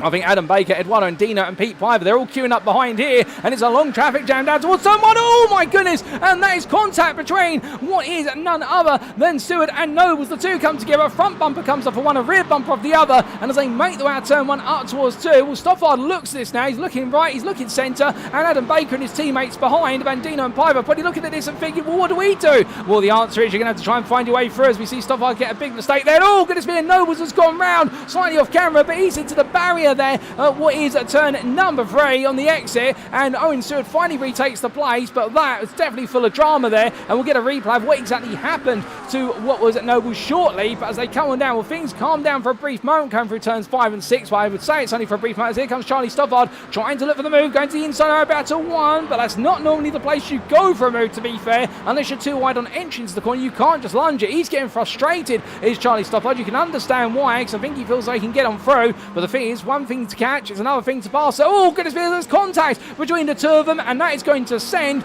what is Owen Seward sideways and down the order as Charlie Stoffard comes on through. I think they're a little bit of a misunderstanding under braking, and Adam Baker now on the inside here as they make the way into the corner, but Stoffard's going to go as deep as possible, and Adam Baker backs off as James Fraser picks up a number of places as a result of all the chaos happening in front of him. But definitely a chaotic lap so far for our Evo drivers in the fight for 6th place, and well, the top 5 of Evo class has gone off into the distance, but meanwhile outside of the top 5 of the Evo class, the fighting is as intense as it's ever been. But from them we do look to Luke Bailey versus Christopher Starsmore fighting for 5th place in the Premier class and overall, with Starsmore there still trying to hold on for the time being, trying to fend off the charge from Luke Bailey as much as possible. 1 minute is Bailey ahead, next minute Starsmore. Liam Fraser taking a quick look there in a Mercedes, albeit can't quite do so as we jump on board with the AMG Evo 174 for Moonshiners Racing Club. And as it roars its way on through, you can hear that lovely engine absolutely ticking up and down the gears and through the RPM bands as he makes his way on towards what will be Arabiata 1. This will be where we can expect the Mercedes to struggle compared to its peers, given the way its weight is distributed a bit more towards the front, given its front engine rear wheel drive compared to the cars in front of it. But the point being here, once it gets the throttle down, it will absolutely go on a tear, or at least that'll be the idea, particularly on that start finish straight. And as they head in towards turns 10 and 11, well, right now this trio of drivers, they're not quite on at the pace of Matthew Crott, who has opened up a 1.6 second gap to them. He was the head of this pack, but with their fighting recently, he has been able to break away. You can see Fraser there absolutely attacking the braking zone into turn number 2. He's going to have to be careful that he doesn't want to heat up those front brakes, but a lovely run there from Fraser. I would say he's running a lot of rear brake bias and really chucking the car at the corners in order to get it to go around. That is one way you can prevent the understeer from being incurred on these front engine rear drive machines. So you put the brake bias rearward,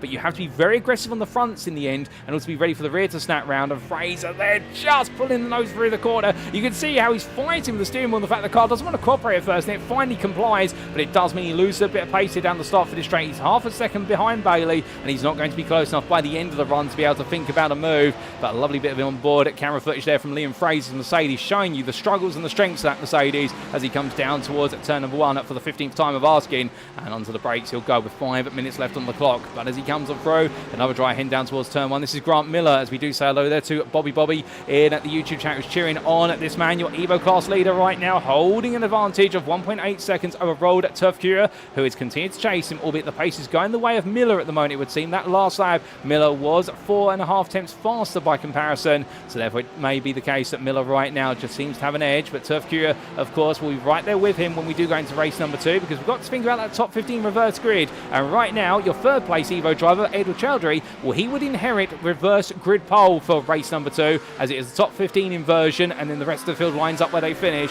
So Edward Chowdhury will be feeling as though things are coming his way if he can hold on to this place. And he would like to, I think, stay there rather than pass Jim Fox, but then again, he may feel otherwise. We'll have to wait and see how he wants to play it in the number 5 drive, because there's always the devil on the shoulder and the angel on the other shoulder. The devil's saying you want to fight for every position. The angel says, well, you know what you need to do in order to take reverse grid pole, and the driver in front of you is not in your class, so what are you battling for? But of course, sense plays away to what is that devil on your shoulder when you are in the thick of it racing. And as he makes his way all around now up towards turn number 12, Edward Chowdhury having a happy race, there's no doubt about it, and he's only got to see a couple more laps before he will see that podium come to him. It'll be his first podium of the season in the class. But looking back to Adam Baker, well, he's not having a happy day at the moment, as the stones and the gravel chips all fly high into the windshield of that McLaren, chasing another McLaren of Charlie Stoffard, who really has been perhaps one of the drivers who's really roared his way through the field in the number 6 McLaren in front, and he is the 6th place Evo driver at the moment. But Baker with his teammates Piver and Andino behind, they're not having a happy day, and right now I think just waiting to see what they can salvage from the next race of the day. But coming on through, and in fact coming from a couple of drivers who had difficulty outside the top 10 to one driver who right now just towards the bottom end of the top 10, and that is Jon Ludbrook for Carme GP2 Porsche. And well, your Premier Championship leader currently down in P9, and well, not quite on the pace compared to his peers, albeit keeping at Robin Aston and Menno Blum right behind him. As we do look back from the rear of the 114 as he comes out the corner, a bit of clattering over the sausage curbs there, very easy to do, doesn't upset the car too much this time, but he's got to be careful. Again, it will come down to setup exactly how the car wants to behave over those raised sausage curves, or those yellow curves that you can see that are perpendicular to the circuit direction. And they're there to make sure that drivers don't run over the complete curbing. They can put a wheel over them, but it doesn't settle the car, and if you hit them too hard, it can actually cause suspension damage and also front splitter damage. Whereas Ludbrook makes his way up through Arabiata 1, goes a bit wide of apex there, doesn't seem to be quite happy. He does have what is a 4-second gap almost to James Bostock up the road, his teammate. So therefore Ludbrook's not going to need dirty air to worry about. I can imagine, however, he might have some tyres, particularly that rear left tyre, that's going to feel very warm, and that heat in the tyres is going to feel punishing, as we do see Aston go a little bit deep there coming out of 11. Also struggling that dirty air. Menno Blum trying to look for an opportunity to get involved there. Can't quite find it at the moment, so they all stay as they are, but you can see they're all shuffling and struggling as Menno Blum are right on the back, and then at the back of the quartet is your Evo leader, but the gap that he's built over his rival of Turf Courier, Grant Miller, right now, I don't think he'll be too worried he's on the back of this traffic jam unless they really start to fight each other hard, and then he might be a little bit vulnerable towards the end, but we'll have to see as Blum goes very deep there, catches the car in time coming through turn 15, but that's not going to help in terms of lap time.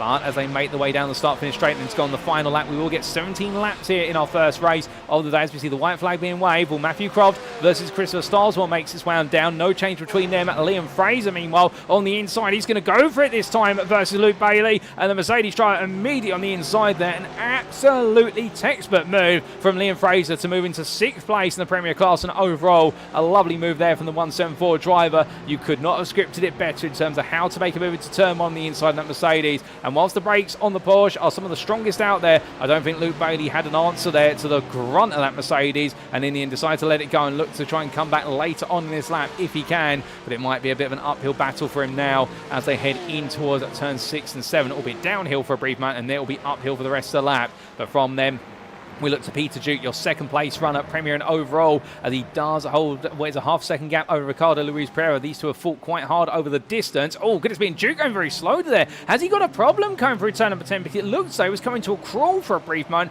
Perhaps he missed a gear, or perhaps the rear of the car was coming loose and we couldn't quite see it on the camera angle. But there, Duke looked absolutely vulnerable, and Luiz Pereira caught up behind him a little bit too soon. Otherwise, I think he might have considered the move. But as they come in towards turns 13 and 14, with Matthew Croft watching on in the distance, well, from them, it's to this man right now. And, well, Nick Stubb has been absolutely flawless, taking pole position in qualifying by a reasonable margin in the end by half a tenth. He converted that half a tenth from pole into what is a leading of the laps that's never given way. And as the checkered flag waves, Nick Stubb takes his first win of the season here in race number 1 at Mugello by 4 seconds in the end over Peter Duke. And Ricardo Luiz Pereira will complete the oval and Premier podium with Matthew Croft P4 ahead of Christopher Starsmore. It'll then be Liam Fraser ahead of Luke Bailey, with James Bostock coming on home for P8. Jon Ludbrook P9 ahead of Robin Aston. And it will be Grant Miller in P12 after Menno Blem, who will take Evo victory in the Ford Mustang ahead of Road Turf Crew, who moves a first step up the podium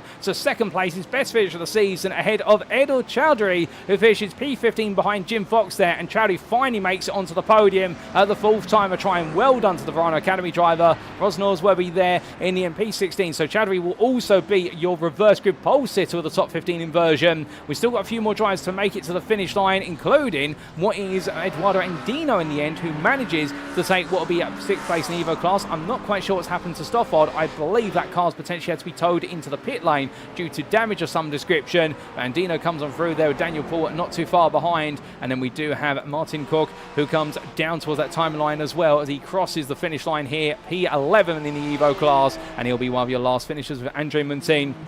Will be your last lead lap finish here, with the rest of the drivers either having to retire the car or finishing a lap down. But I believe the majority are being retirees in this race. But goodness me, ladies and gentlemen, what a race it has been up and down the field. There have been some heroes, there's been some stars, and for Andrew Montaigne there's been a bit of frustration as well as he crossed line there in the 1:15, 31st overall and 20th on the road of the Premier class. But that brings our first race here to a close. And, well, many drivers put on some great performances, including was Christopher Starsmore. But as our drivers now do get their 5-minute warm-up window, well, that gives us a perfect amount of time to quickly walk you through those race results subject to any steward's inquiries. And here they are, starting with the oval results. And as we can see, after 30 minutes of racing in our first of our 30-minute races here at the Mugello circuit for round number 3 of the Season 8 ESR GT3 Championship in Split B, it was Nick Stubb who took victory for Vulcan Fasters by Glass Tech Racing by 4 seconds over DDK Racing Team's Peter Duke. It was a great duel between Duke and Ricardo Luiz Pereira, but in the end the Vulcan Motorsport Silver driver didn't have enough in the tank to try and make a counter-attack in the closing stages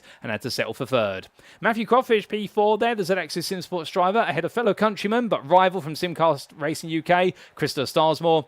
And then Liam Fraser, what a roar from him in the Mercedes AMG Evo to finish P6 for that late move on Luke Bailey right at the end. The Moonshiners Racing Club driver will be happy with that, as will, I believe, his teammate and supporter Dean Sheesby there, who unfortunately couldn't join because he's on holiday. He's not on the grid today, but he is tuning in. And good evening to you, Dean, and I hope you're doing well. And I can see there, you see the saying that the beer and the weather is great, and I'm really happy to hear that.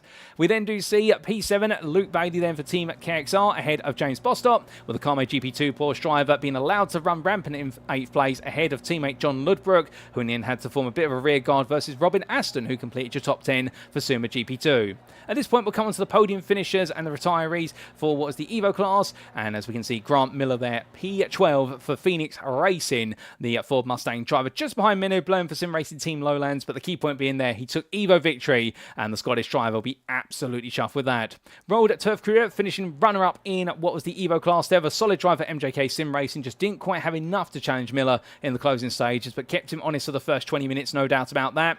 Jim Fox was P14, and then it was Adel Chowdhury who finally puts the curse of bad luck to bed, and the Verano Academy McLaren driver from Canada finishing 3rd place on the Evo podium, and also that 15th place overall, taking the reverse grid pole position slot for what will be our second and final race today that's coming up shortly.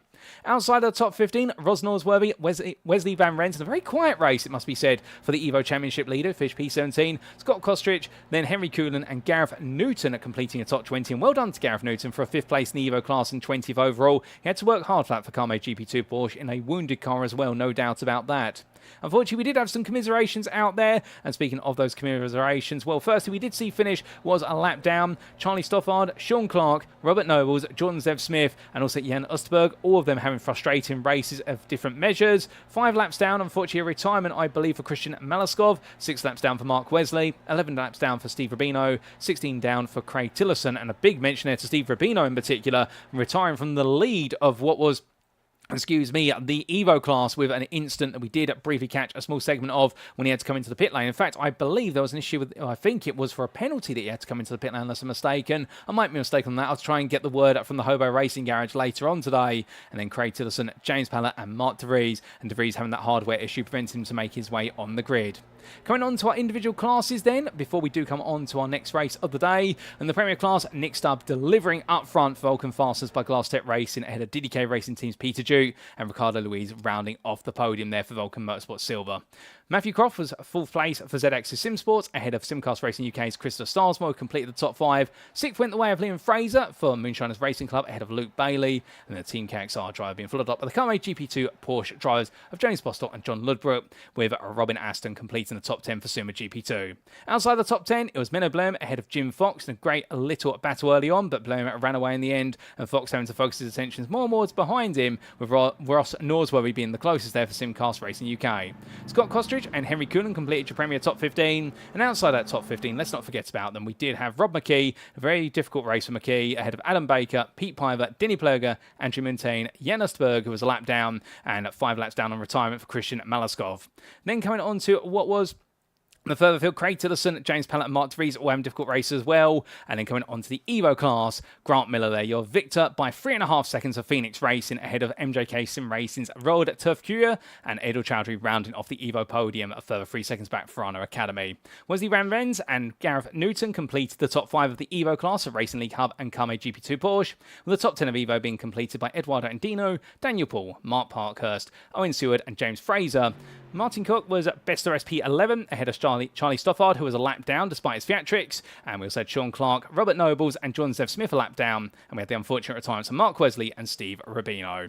Well, that's a quick rundown of the results, ladies and gentlemen. Of course, all those subject to any stewards' inquiries. And we are now only the best parts. We do see Liam Fraser showing how wide you can go at Arabiata 2. We are only now about 10 seconds away from heading to the grid for our second and final race of the day.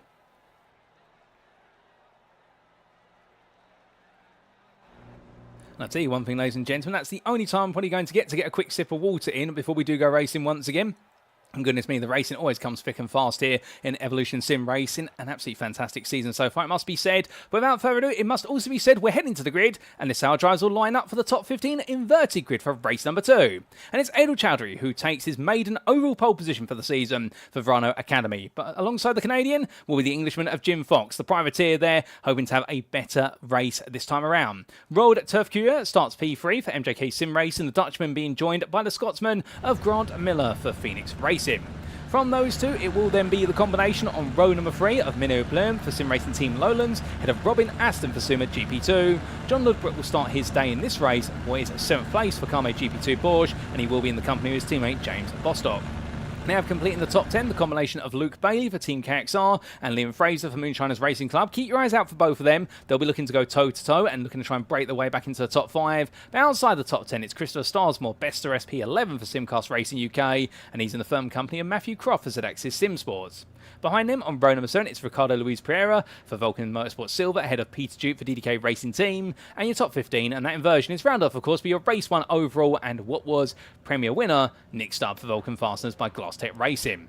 Joining White Stubb on the 8th row of the grid will be Ross Norsworthy, the Simcast Racing UK driver from the United Kingdom, having a bit of a quiet race number 1 compared to some of his rivals. He'd be hoping to get in the thick of the action in race number 2 sooner rather than later. And then we do see when it's Wesley Van Ren starting this one at P17 for Racing League Hub, ahead of Scott Kostrich for Carme GP2 Porsche, with the top 20 being completed by Henry Coolan for Sim Racing Team Lowlands and Gareth Newton for Carme GP2 Porsche. Behind them, on what will be the 11th row of the grid, it will be Rob McKee for DXT Motorsports, who'll be hoping for a much more straightforward race this time around, rather than a race beleaguered with overtakes that have to be cancelled due to incidents around him. But from the DXT Motorsports drive, it'll be Ellis Racing B's Adam Baker, who'll be ahead of his teammates Pete Piver and Eduardo Indino, who line up on row 12. Well, that is a shocking statistic for the team. All three drivers there line up together and all firmly outside the top 20. Not a happy day here in Italy so far for them. Daniel Poole starts P25 for Flatline Racing ahead of Denny Plöger, MJK Sim Racing, and from the Dutchman it'll then be to the American of Mark Parkhurst, who's really struggled so far for ZX's Sim Sports, and hopefully those struggles will go to bed in this second race. If not, he'll be battling with Owen Seward for DXT Motorsports, and then your top 30 is completed by James Fraser for Moonshiners Racing Club and Martin Cook for MJK Sim Racing. Outside the top 30 on the 16th row of the grid, it will be Andre Montine, who also had a bit of a dismal day in race number 1 of today, but the ZX Sim Sports driver will be joined by Team KXR's Charlie Stoffard, and keep an eye out for him, because we do know the number 8 driver is not afraid to try and get his elbows out in order to get moves done, and some of those moves were absolutely brilliant in the previous race, with Sean Clark starting 31st, DXT Motorsports, ahead of Robert Nobles for Sim Racing Nation, and then we'll have on the 18th row of the grid the combination of Jordan Zev Smith for Sim Racing Nation, and Jan Östberg for Nyfors at Glass Tech Racing. Christian Malaskov will begin this one at 37th for Verano Academy in the company of Mark Wesley, the privateer, and completing your top 40 will be the combination of Steve Rubino, and how the tables have been turned there, having been at the front of the field in qualifying and for what was the purposes of the first race. Well, for Rubino, it's all gone backwards a Hobo Racing driver, and now he's got to try and move it forwards as quickly as possible, with Craig Tillison completing that top 40 in 40th place for Verano Academy. Meanwhile, outside the top 40, on your final row of the grid, it'll be James Pallett for Racing League Hub, and Sim Racing Team Lowlands is Mark De Vries, who unfortunately won't be on the grid once again, I do believe, due to the technical hardware issues he's experiencing with the brake pedals, and therefore we will not see him take his 42nd slot on the grid, but it'll be 41 drivers on the grid in the end, ladies and gentlemen, as concluded by James Pallett, as the field now winds its way back to us, coming through turns 10 and 11, and well, as it does so, we are not too far away from going green flag once again, and well, it is going to be a very different story at the front of the field this time, because on the right, on pole, will be your Evo pole sitter, Adel Chowdhury, and alongside him will be your Premier pole sitter, starting second place, and that will be Jim Fox. But these two, you can imagine they'll try and work out their differences. They'll both want to be leading coming out the first corner, but whoever is the leader, they'll set the pace. And with Adel Chowdhury, it's a golden opportunity to try and put the curse of being one of the quicker drivers in the Evo class to bed and finally bring home a landmark result in his first win of the season. But Royal Turf Courier and also Grant Miller will both be eager to try and nip at his heels, particularly Turf Courier, who finished third last time out in what was Portugal. In the first race today, he's finished second. So in theory, statistics say he should finish first in this one, but statistics are statistics. And of course, the reality can be very different as the whole field now makes its way towards us here down into turn number 15. And as they do, all of our drivers are practically set and ready to go. But it'll be to Adel Chowdhury to take us to the green flag for our second race here at the Mugello circuit in Italy.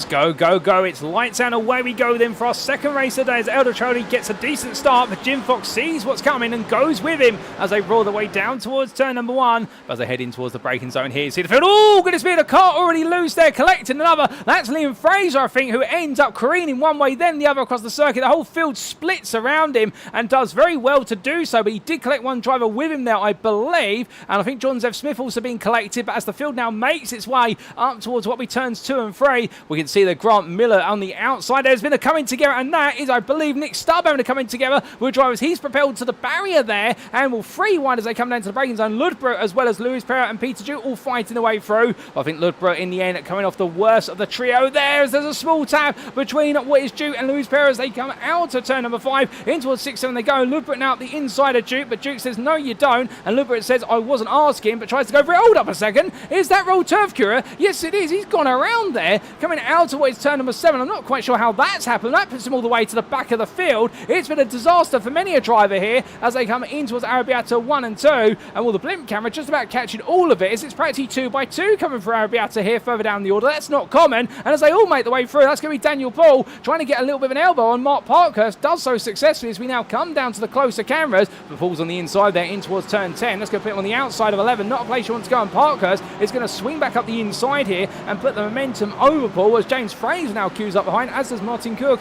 as they come in towards what will be turn number 13. They all come on together into 12 firstly, and as they all make the way on down, well, it's a bit of a runway from Parkhurst, but Paul's tucked in behind and not going anywhere.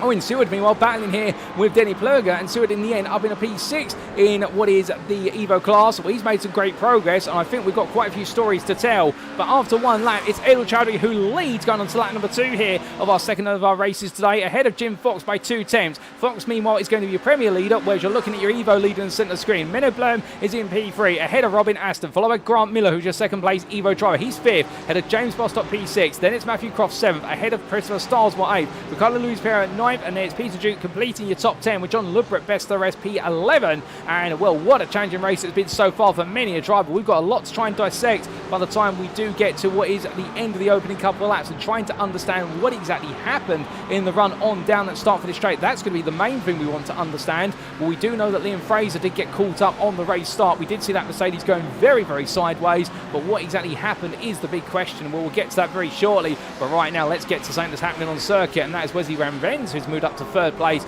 in the Evo class for everything that's happened. He has got Scott Kostrich right behind him as we do look to what is the class positions on the left hand side of the screen, so you can see how all the drivers are shaped up in the respective classes. But there are some surprises there as the Evo class right now, the top of the left hand side of the time tower, given they've set the fastest lap. You can imagine when we do see the Premier drivers start to come through, we'll see the Premier class being promoted to the top of the time tower, such is the way the overlay works, but the drivers all even wind the way through. Wesley Ramvenz at this time, we're just keeping it in the company of Ros Norsworthy, and I think at this moment just trying to get himself into a rhythm. That's going to be the important part here if he wants to try and chase down Chowdhury and Miller, who are a long way up the road, but they've got a lot of Premier drivers who will look to try and carve their way through it sooner rather than later. We're looking back to Mark Wesley as he chases after what is Sean Clark, albeit he won't be doing so if he runs wide out to turn number 11 like that more regularly, albeit he'll get away with it once or twice, but he makes habit of it, and he could see himself come to a drive-through penalty from the automated stewarding system, which he won't want. Nick Stubb, meanwhile, well, he was ejected out of what was turn number 3 on the open lap. He's now trying to make up the place he's lost after that victory in race number 1 day. It's always a risk, however, when you do start 15th place, you start in the midfield after victory in race 1. He has to come into the pits. The damage is too much on the car, so he's decided enough's enough. The repair work's got to go on, but further back, Robin Aston's just made the move on with Grant Miller to move into 4th place. So in fact, I think that might be an error of our timing tower, because meanwhile, James Bostock here is under pressure from Matthew Croft, and Croft is on a charge. We say hello to Simon Stevenson, who is cheering on Croft as he roars his way out to turn number 3, and as he comes in towards 4-5, the gravel everywhere there. That shows you how many drivers had offs on that opening couple of laps, and as they make the way in towards the right-hander at turn number 5, right now Croft is pushing hard, but I think pushing it so hard that at this point he might be running on the absolute limit as we ride on board here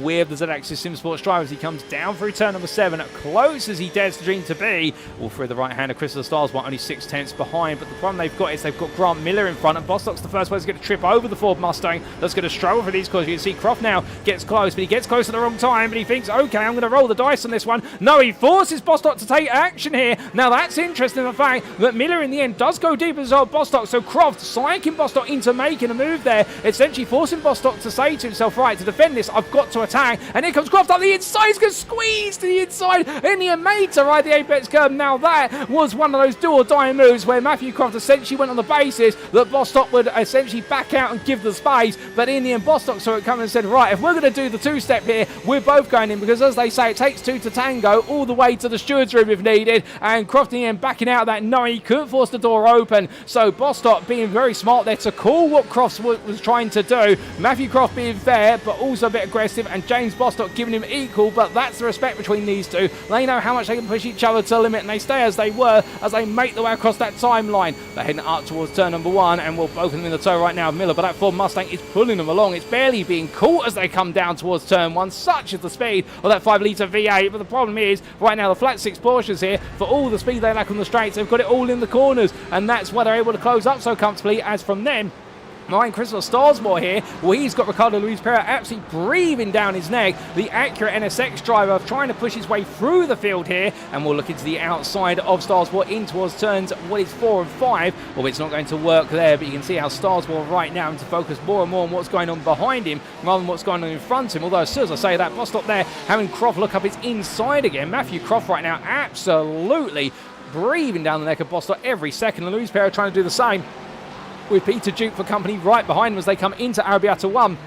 And as they roll the way on through, well, the Mugen livery machine right now, well, I don't think it's powered by a Mugen engine, albeit as they make the way out of turn number 9 in towards 10. It feels as though it is, as Luiz Pereira looks up the inside, can't quite find it after running wide out of turn number 9. He's so eager to make the move, but that eagerness in the end is actually going to unsettle him as they come in towards turn number 12, and he won't be able to make the progress this time around, but great racing between them as they head in towards the braking zone here for the right-hander, and as they come through, we need to get a replay of what exactly happened on that open lap to Liam Fraser, and here is the replay, ladies and gentlemen, of the Fraser incident as they made the way on down. Now, do we get a good camera angle? We do. Now, I can't quite see who he got collected by, but in the end, there were multiple cars that were hit as a result, including what was the 118 there. I think also Luiz Pereira taking a small tap. Oh, goodness me. And then we did see a bit of a squeeze for the 94 with Wild Drives further down the order. Can we get another replay angle of that? And I can imagine on board we're going to get one this time. Let's listen in.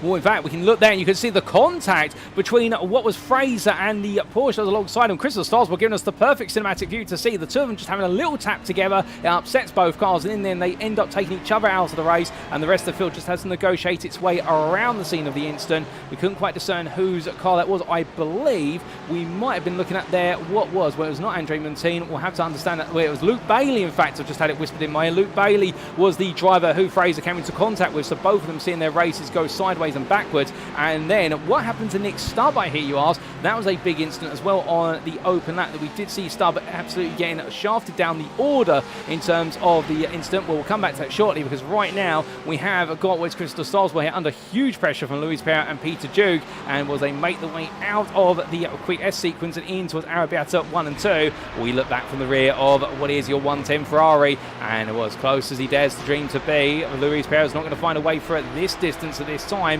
although I think he's very eager to try and do so.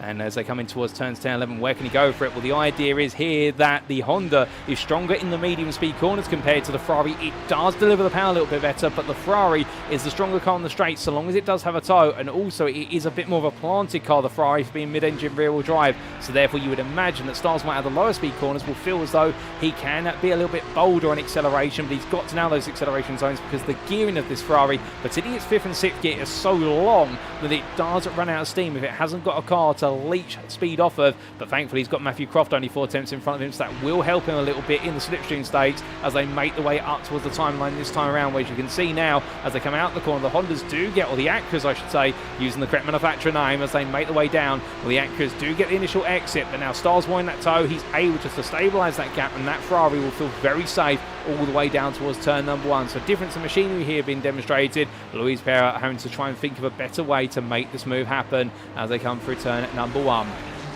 as they make the way up the hill. Well, there's been change at the front of the field because Edel Chowdhury, who was leading this race overall, has recently been passed by Jim Fox, and in fact Menno Blum and Robin Aston have all found their way through over the course of what have been the last couple of laps, but Chowdhury is still your leader in the Evo class, so therefore he'll be feeling quite confident in the fact that with that lead he can just gradually keep Grant Miller at bay. But speaking of leaders, we look to the very front of the field and Jim Fox has got Menno Blum breathing down his neck as they roll off the corners and in towards what will be and turns 8 and 9 for Arabata 1 and 2. But look at the speed that Fox has struggled to carry through. Menno Blum and gets so close he almost reached out and touched the rear of his rival and will have to take a much wider line there to avoid that contact and make sure he carries the momentum. But under braking here into 10 and 11, they're going to stay as they were, with Robin Aston just watching this at a distance and wanting to help out his Suma GP2 teammate. But I think right now Menno Blum is holding all the cards here, which is he is just pushing Fox more and more, and in fact Fox is going to go deep there. That's by design to go deep at turn number 12, but look at the confidence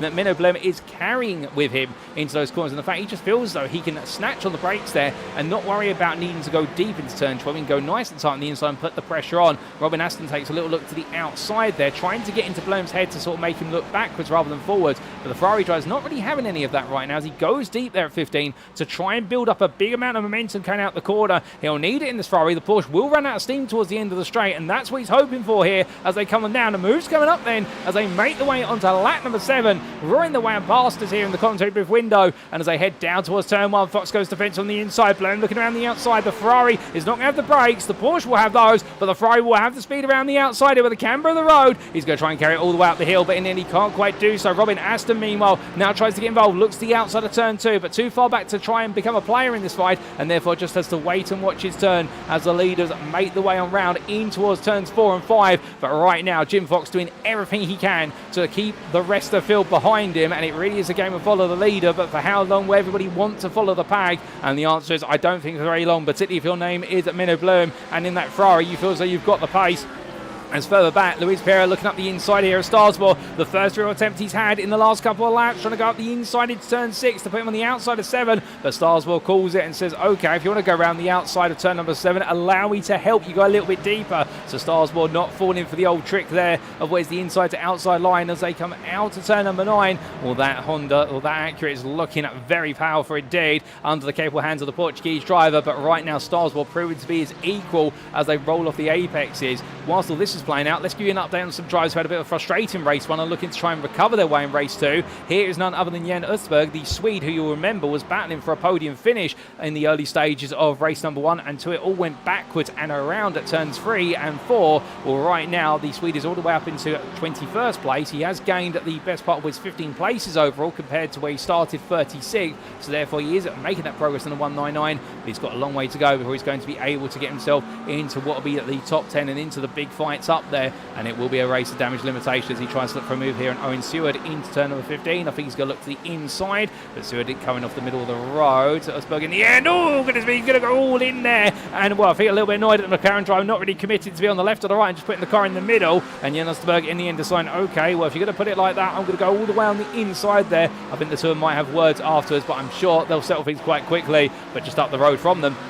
Speaking of Evo drivers fighting each other, well, it's going to be Gareth Newton, who would love to be fighting Charlie Stoffard, who's just ahead of him, but right now he's got to deal with Denny Plöger, who's going to try and go around the outside. There's contact between the two of them, and Plöger goes sideways into the runoff area there onto the Italian asphalt, and well, as he does park up the car, he'll wait for the field to go through, but that's going to be a bit of a frustrating midpoint of this race for the Premier driver. But coming from them back towards the front of the field, Jim Fox right now still has Blum right behind him, glued onto the back of him as we look back from your race leader, and we can see the long line of cars that's making its way from apex to apex here. Your top 7 separated by no more than what is 2/10 of a second right now, and it is Jim Fox who is at the head of that pack, really the tip of the spear, and just trying to maintain and get everyone to fight each other. That's the problem he's got here, and the difficulty being with the Mugello circuit, it's not easy to battle, and everybody knows if you start going too wide into corners, you're going to lose so much time to the guy in front. It's not worth it when there's a much bigger prize up the road, and that's why everyone's being very picky about when they choose to go too wide.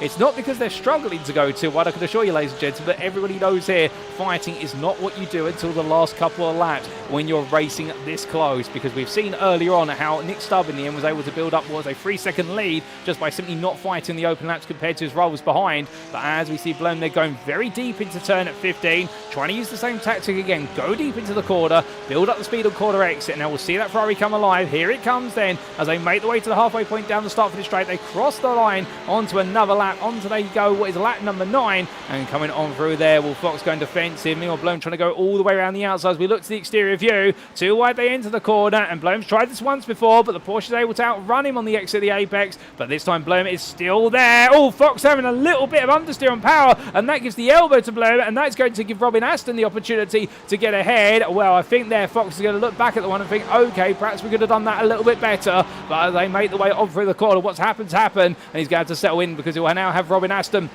right behind him as they make the way through the corner here. And the 125 driver at the moment will be thinking, okay, well now I'm sort of rear guard from my teammate, but also I might have the pace here to run away and take the victory. And this is a tricky one. What do you exactly do here when you've got two teammates together? Because you can imagine the team manager might be on the radio right now trying to figure out exactly which driver they want to say is the one to try and run away and take the victory, or is it better to have Aston act as the rear gunner and let Fox just try and pull a bit of a gap as time goes on? Well, they're the ones who can tell us that answer, but unfortunately we don't have the team communication available to us, as meanwhile Adil Chowdhury being passed there by what is Matthew Croft up the inside there. And well, this battle in between them is not going to cost Chowdhury any places in class, but what it is going to do is quickly muscle him backwards, and here comes Starswell the inside as well. And as they come through the right hander, is there going to be contact between them? There is a small tap potentially, but it looks like Chowdhury there just taking his time through the corner. But the problem is, look at Grant Miller. Now Miller is a danger man because he's the second place Evo driver to the class leader of Chowdhury in Evo, but I think Miller's going to be grateful here because Luiz Pereira now is going to be looking around the outside. I say grateful, it should be Chowdhury will be grateful because Luiz Pereira is going to go around the outside and absolutely clinically just folds the car in there in front of the Mustang.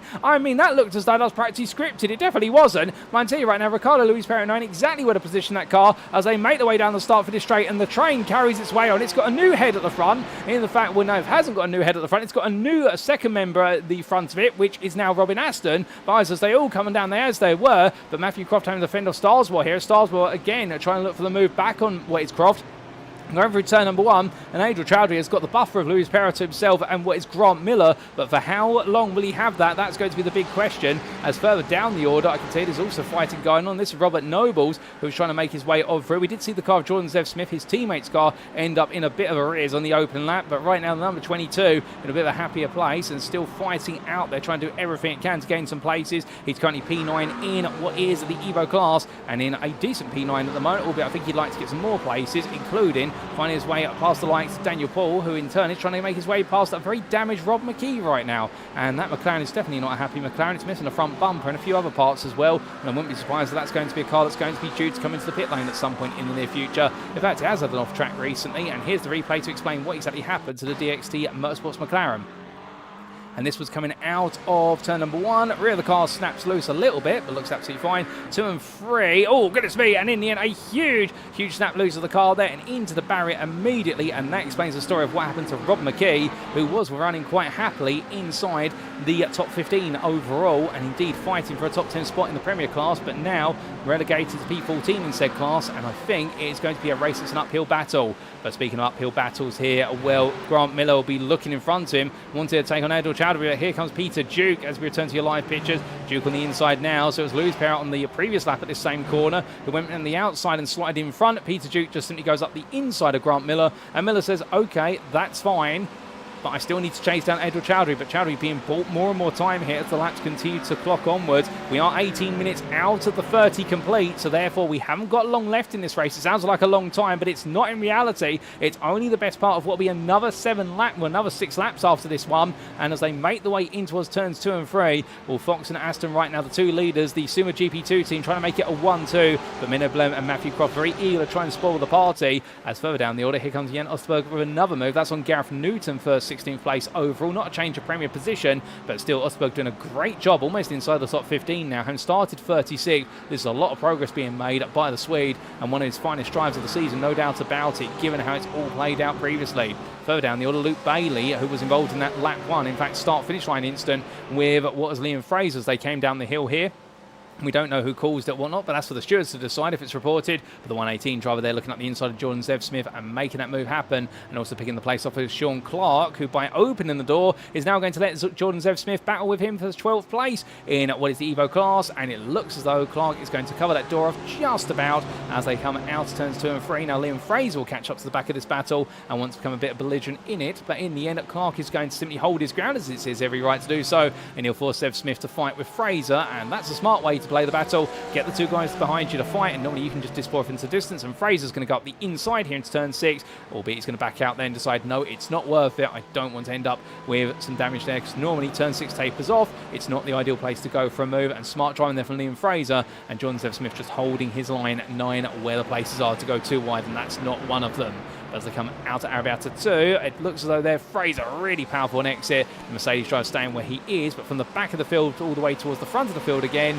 Well, Minnablem under pressure this time from Matthew Croft. So Croft has caught up over the previous laps. That Ferrari losing some pace, but as we do see Fox and Aston batting at the front, well, meanwhile Blum going defensive here versus Croft, who tries to go all the way around the outside for ZX's Sim Sports. Can't quite find it this time, but as we ride on board here, we are fourth place runner making his way up the rise and in towards turns 2 and 3. You can see how Croft now already coming alive as both drivers run a bit wider. They are pushing hard, and I think they're both pushing each other to the absolute limit and starting to use those off tracks, which they have accrued or kept available to themselves as well. What we like to refer to in the business as tactical off tracks. You can get away with some of them. Remember, when you do hit the instant point count, you will be seeing a drive-through penalty very quickly. But Croft right now all over the back of Blum, but no, he can't really press his advantage here for turns 6 and 7. But it's also a sign that he's been able to protect the tyres a little bit more. We do know that Ferrari can be quite aggressive on tyre wear if it's not managed. I think Blum trying to make those moves for the lead earlier on has cost him a lot of tyre life where it hasn't paid off, and Croft right now getting the better runs. Is he going to go for it here? He's going to try, but that is a little bit too far back, and really relying on Blum. Figured he was going to go absolutely full send on the move. In the end, well, Croft was called on his card, and in the end it was a bluff, but as they come in towards turn number 12, we can see Blum now having to go a bit defensive here into turn number 12, or worried about needing to go defensive, so in the end cuts to a tight line. That's also put pressure on Robin Aston, and Aston is still keeping the rear guard roll up for Fox, as Fox has been given a half-second gap to try and work with, albeit I think it's a lot less than that now based on what we're seeing on these camera pictures. And in towards turn number 15 they go. Blum's going to look on the inside of Aston, so he's going to go for the P2 move here. There's a bit of a rub between the two of them. Now who will Croft side with? He's got to pick a horse to play with here, as we like to say, and as they make their way down the start for this straight, well, in the end they do sort it out. Aston gets back ahead, but Blum loses a lot of momentum, and Croft has got a triple draft here as they power their way onwards. But is it enough? As you can see, Ricard Luiz Pereira absolutely on the back of this now, having come all the way up through the field, and will Cross go look to the inside there and looking on the brakes. That's as much go defensive as it is offensive. Luiz Pereira says, okay, I see what you're trying to do. I'm going to try and cut back and get the momentum up into 2. Is he going to have another run? No, he's not. And in the end, they will stay as they were for now. But this Premier Pack absolutely dialed in, and everyone fighting hard as Crystal Stars on the back of it. And then Peter Duke is only what is a further second behind. But here comes a potential move then from what is Croft as he looks at the move on the inside of Blum in towards turn number 4. Goes to the cutback here and switches it back. It's a good move. And is he going to be able to pull it off here as they come down into 6? Well, if he is, it's going to be close. Too wide they come into the corner. But now he's on the outside, and Blum will have the authority to the apex here at turn number 7. He can't quite get it done, Ken Croft, as they now make the way into as Arabiata 1. But surely he's got to give this up here, because look how the fighting is pulling them away from Aston and Fox. The gap to Aston is now up to a second already. In fact, almost 1.3 seconds, but Blum right now is going as defensive as he can. Here comes Luiz Pereira as well. Croft all in. There's contact between the two of them. It boils over. Starswell taps the back of Luiz Pereira, pushes him onwards, and Peter Duke now just takes the outside there for turn number 11 in order to avoid all the chaos going on around him. But it's absolutely erupting right now. The cork in the proverbial bottle has exploded out, and now the batting absolutely kicks off here, and I don't think anybody wants to put the cork back in the bottle. But whilst all that's happening, meanwhile, Adil Chowdhury's just been watching this with eager eyes, but knowing as well, if they they all start fighting in front, it's only one thing, it's not good news. He'll be forced backwards towards second place Evo man, Grant Miller, and Miller is right on his back right now as they come in towards turn number 15. We've still got more laps to go, to be fair. This isn't over yet, but you can imagine that everybody right now, if they're not seeing red, they will be seeing a little bit shortly, and I'm not referring to the Italian flag on the runoff areas in terms of the red part of the coloration there as they roar the way down in towards turn number 1. But as they do, Starsmore and Duke all over the back of each other, all over the back of Luiz Pereira as they make the way into that braking zone. Croft on the outside here, just coming off that line. Here comes Starsmore all the way in on the inside, and he will cover off that position for 4th place. Albeit Luiz Pereira trying to get the cutback run there. A little bit of tap to the rear, but nothing of it as they make the way into turn number 2. But Luiz Pereira finding that Starsmore is absolutely obstinate. His stubbornness, Starsmore to hold him to that position is brilliant. Zadel Chowdhury goes wide, and he loses the lead of the Evo class there as they come out of turn number 3. It's a big mistake for Chowdhury, an easy one to make for even the finest drivers out. Then Grant Miller takes the place, but as they do, Jon Ludbrook now trying to make the move on Chowdhury to gain places overall to go fighting later on versus Premier rivals, but Chowdhury's having none of it here as they make their way down through 6 and 7. A small error, and it's been so costly for the McLaren driver, and that is potentially now Grant Miller's lead to run away with if he can do so. But then again, it could be the next lap and we see a similar mistake, if not a different one, from Grant Miller. So don't count it over yet, ladies and gentlemen, because at this Mugello circuit it takes and it gives an equal measure, and we've seen that time and time again as Wesley Van Rens now is all over the back of this. And I think he's thinking, okay, I'm in 3rd place in the Evo class, can I make my way into 2nd? Perhaps can I even go for the win? Well, I don't think he's got enough pace to perhaps go for the win if things stay as they are, but definitely I think he'll have encouraging prospects, so it'll be that 2nd place finish if he can put a bit of pressure on Chowdhury. But between the two is Jon Ludbrook, of course, and Ludbrook's got his own aspirations to try and make some progress as Van Rens there absolutely carrying all the momentum out of turn 12. You can tell he's definitely become a little bit more buoyant now, and you can see an Evo driver in front of him, because previous laps he wouldn't have been doing that, but now on this lap I think he's feeling as though, you know what, I might have a chance here to go for a bit more an aggressive move.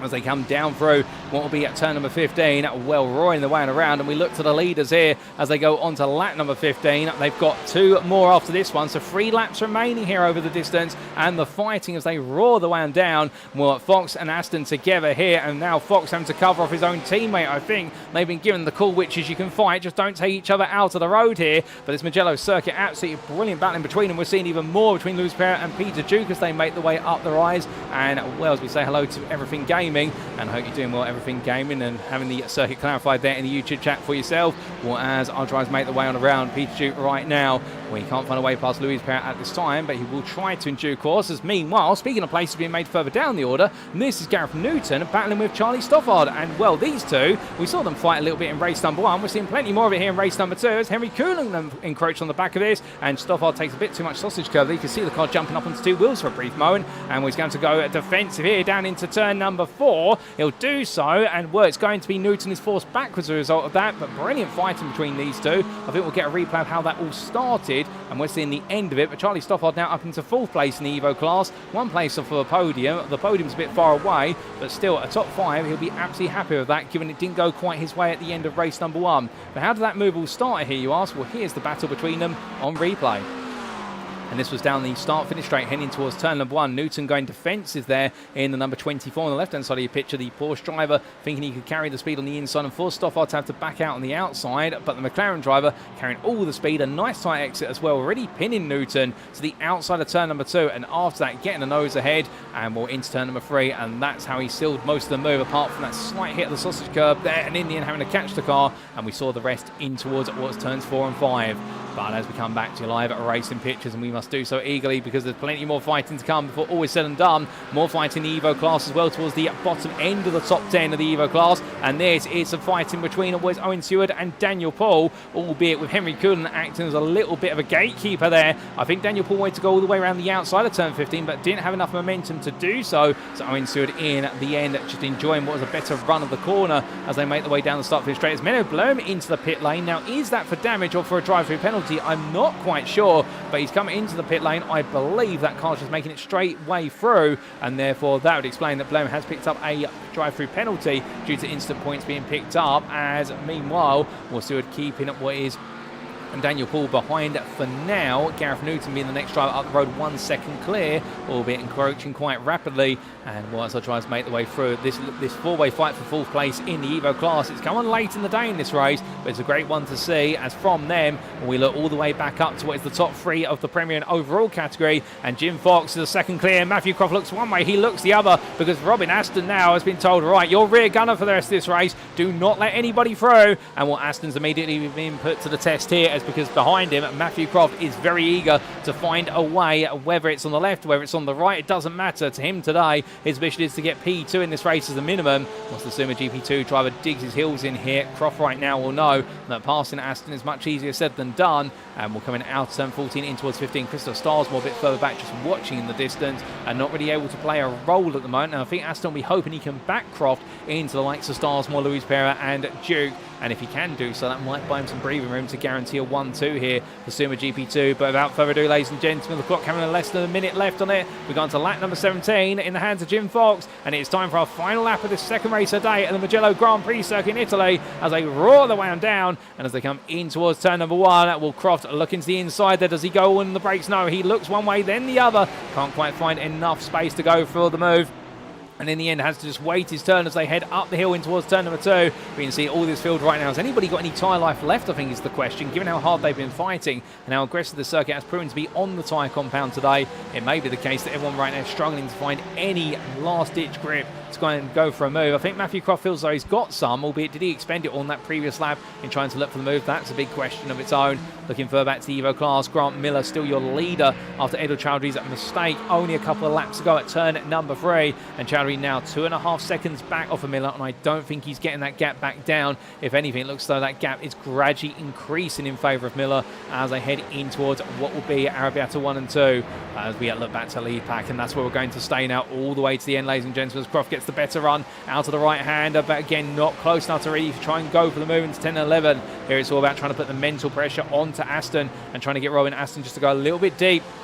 And it's easier said than done as they head in towards turn number 12. And at this point, well now, if a move's going to be forthcoming, it's going to be on the final corner. It's all going to start here in terms of building up momentum. But you can see Aston just bringing the field together. It is 3 attempts from car to car to car, all the way back to Peter Duke in 6th place. And therefore, Robin Aston doing a fantastic job here of just making sure that nobody is going to spoil the party of at least a victory for Jim Fox. But most importantly, what is a 1-2 for Sumer GP2, albeit it'll be a drag race to the line. But at the head of this pack, as the clock strikes 30 minutes, it is going to be Jim Fox who flashes his lights. He'll be absolutely ecstatic, and it will be victory for Jim Fox, and it will be a 1-2 for Sumer GP2 as it's Jim Fox and Robin Aston who bring it on home there overall in the Premier class head, and Matthew Croft who finishes 3rd place. It'll be Christoph Starsmore 4th header, Ricard Luiz Pereira, Peter Duke P6, Grant Miller will make it back-to-back victories in the Evo class with 7th place just ahead of run-up Edward Chowdhury, but still plenty of positives to take there with his first podium of the season in that McLaren in the reverse race. And then it'll be Wesley Van Rens for 11th place there with a 3rd place finish in the Evo class. Not quite a perfect podium set, but still carrying on that trend of the dominant results. Further on back, we've also had Owen Stewart just missed out versus Gareth Newton for 5th place in what is the Evo class, with Charlie Stoffard taking 4th place and making amends for the first race of the day. They were P15 overall, and it was rest of our drivers coming down. Robert Nobles in the end absolutely chasing Henry Coolan to the line, couldn't quite get him at the line. And James Bostock taking at 26th at the close. And, well, goodness me, ladies and gentlemen, what a race between our drivers. I think Craig Tillerson running low on fuel. Has he got enough fuel to get up the hill to the finish line? Well, here we go. He's going to try and get there. I think he will in the end. He'll just about make it. Although I think he might lose a place to Sean Clark, who's going to try and drag race his way on through. He will get through with Sean Clark. Tillerson struggling along, albeit I think Craig Tillerson finally being classified.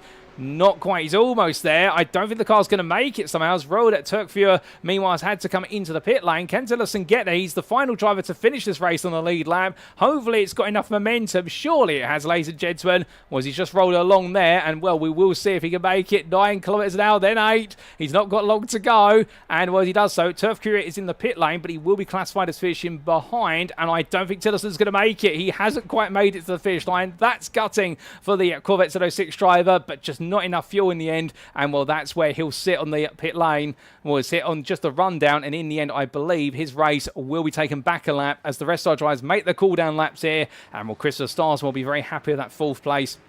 After all the fighting and 9, he had to dig in deep in order to hold on. But what a second race. And the Simcast racing team there with his teammate as they make their way towards the pit lane. It's definitely been a challenging day at the Mugello circuit. But for Starsborn, at least in the Premier Championship, it's been one where he's brought on home a huge haul of points. But with that, ladies and gentlemen, as we do look to the scenic view, let's take a look at those race results subject to any stewards' inquiries. And well, here they are as they pop up on screen. And what a race. But starting with the overall results, as we can see after another 30 minutes of fine racing, Jim Fox taking victory in race number 2 here of round 3 of the Evolution Sim Racing GT3 Championship Season 8 Split B, as brought to you on the iRacing Simulator platform. And the privateer taking that victory ahead of Sumo GP2 teammate. They are effectively part of the same team, albeit I think Fox running as a privateer for this season, and that was Robin Aston. The 1-2 for the team, ahead of Matthew Croft, who completed the overall Premier podium there, third place of ZX's SimSport, and threw everything at it, but in the end could not find a way to break down the resilience of Robin Aston. Christopher Starsmore, a well-deserved 4th place there for Simcast Racing UK, ahead of Ricard Luiz Pereira, who wrapped up the top 5 for Vulcan Motorsport Silver, having started in what was 13th place, an absolutely solid result there, no doubt about it. We then did see Peter Jute, in fact he started 14th place, let me correct myself, Peter Jute started at 13th, but in the end finished 6th place for DDK Racing Team, and the two Acura drivers there giving it as much as they could to each other, just as much as their rivals, and both picking up some solid points. Grant Miller, 7th place, was your Evo winner, making it back-to-back victories for the Phoenix Racing Ford Mustang driver. In the end, taking the place of Edel Chowdhury with only 4 laps to go, with Chowdhury's mistake relegating him to a runner-up spot. But given the fact he's had a lot of bad luck in previous rounds, I don't think the Run Academy driver is going to complain too much about that, and no, it was just a result that didn't quite come his way today. But from his 8th place, it was then Jon Ludbrook, P9, the Carme GP2 Porsche driver, and a very quiet day today, it must be said, but still some solid points in the bank, ahead of Ross Norsworthy, who wrapped up the top 10 for Simcast Racing UK. Wesley Van Rens was then at Best RS 11th place, and with that 3rd place in the Evo class of Racing League Hub. And his stranglehold on victories so far this season has undoubtedly been broken, as not picking up victory in the Evo class and Evo race today, but returning to the podium in race number 2, so he'll be happy with the points that have come to him.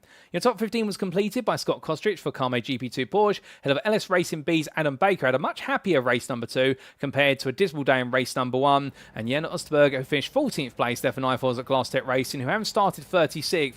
What a drive there to finish inside the top 15, one of the drivers of the season so far, with Charlie Stoffard in the end at 15th for team at KXR, and an absolutely solid drive to a 4th place Evo finish. Outside the top 15, well, the top 20 was completed by Gareth Newton, Owen Seward, Daniel Paul, Pete Piver and Henry Coulomb. But looking on to our retirees from the race before we then come on to the individual class finishers, well, we did see in the end a bit of misfortune come in the way of what was both rolled at Turk Fuhr, who had to come into the pit lane right at the end of the race, and also Craig Tillerson, who didn't have enough fuel to get to the finish line, so had to tow a lap back. It was also a lap down to Mark Wesley, 34th, ahead of Andrew Montine, with Nick Starber in the end at 2 laps down. Our winner from race number 1, it all went wrong for him in race number 2. It was also retirements for James Fraser, Denny Plurger, Martin Cook, Steve Rubino, Christian Malaskov and Mark De Vries, who didn't make it to the grid due to a technical issue, which blighted him across both races. But then coming on to the individual class finishing positions, let's not forget about those. And as we can see, Jim Fox taking victory, the privateer driver in the end in the Premier class, and we're having to fight hard for it and holding that victory by 4 attempts ahead of Sumo GP2's Robin Aston. Aston acting as rear guard for Fox and digging in absolutely with a hero's effort to make sure that it was a 1-2 for the Sumo GP2 machines, with Matthew Croft at 3rd place there for Z-Axis Sim Sports, and what a 3rd place he earned himself, fighting hard for every inch of ground that he gained.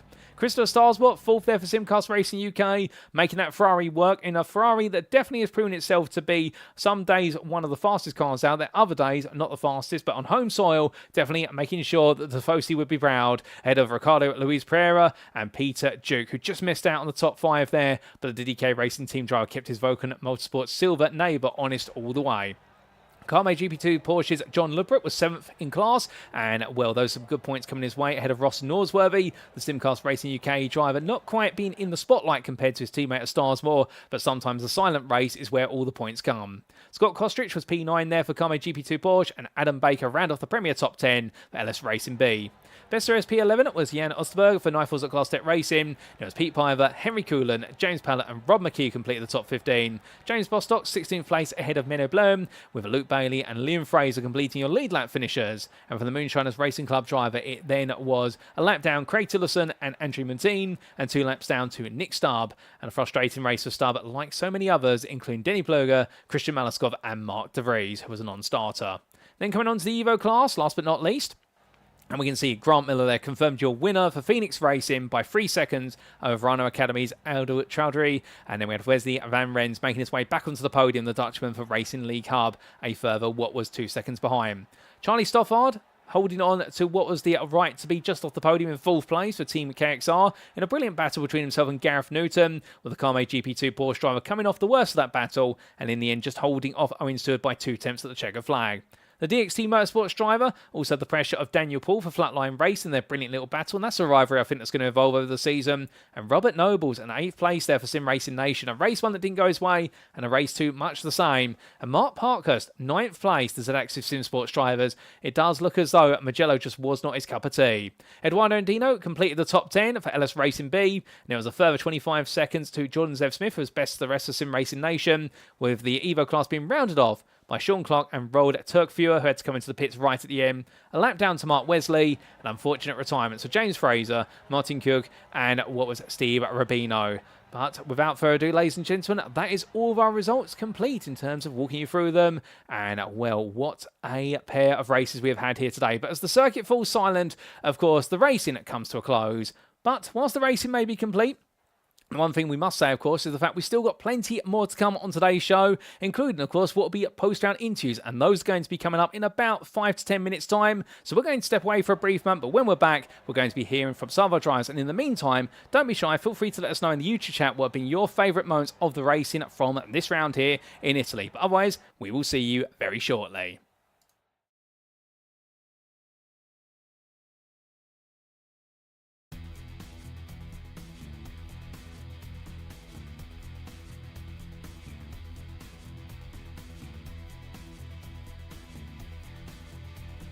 Of the green flag, and there we go. Tristan immediately getting the jump on his teammate Luke Lucchese, and he's going to have to go the long way around the outside. It's not done yet because Luke will have that favoured inside line going into turn 1 side by side. Has had a good start. He's up 2 places around the outside of Luke Lucchese, 3 wide there. The blue Acura on the inside. Hayden Phoenix Miller has gone from 4th to 1st in the matter of 1 braking zone there, and he will carry these drivers now down in toward turn 4. Great start there for the debutant who had strong qualifying pace, and now he might be up with an opportunity of making that stick if he can get the clean air in the next, and Plug could have a good run here. Let's ride on board. How does Denoblica defend going into the chicane? Is Plug going to do that tactic where you just stay there right until the last? Denoblica moves over to the entry into the chicane. Good driving. That's a wobble by Tristan, and he's off the road. He's going to lose the position. Is he going to stick up the inside? No. And is Justin Eloff going to fancy his chances? No, he stays. Watkins Glen, and to have only 9 minutes till we reset and go again gives, I think, the drivers a bit of a moment to pause for thought, because how are you going to manage this especially if you're 3 wide down the main straight? Humphrey, Leskinen, Katrali all don't get out Raj Harper 2x2 into the opening corner. Outside line taken for Humphrey. He's also a little bit of time on the exit though, as it looks like it's a better run for Kalle Leskinen, the leader now in that pro class, as they run their way up the hill through 2 and 3. It looks like Raz Harper's got the best run, and now we could see both elite drivers come through on both pro drivers. So they'll have to get it done on the outside of the bus stop, and that is going to be more than difficult to do. Who's going to get the slipstream? That could be crucial.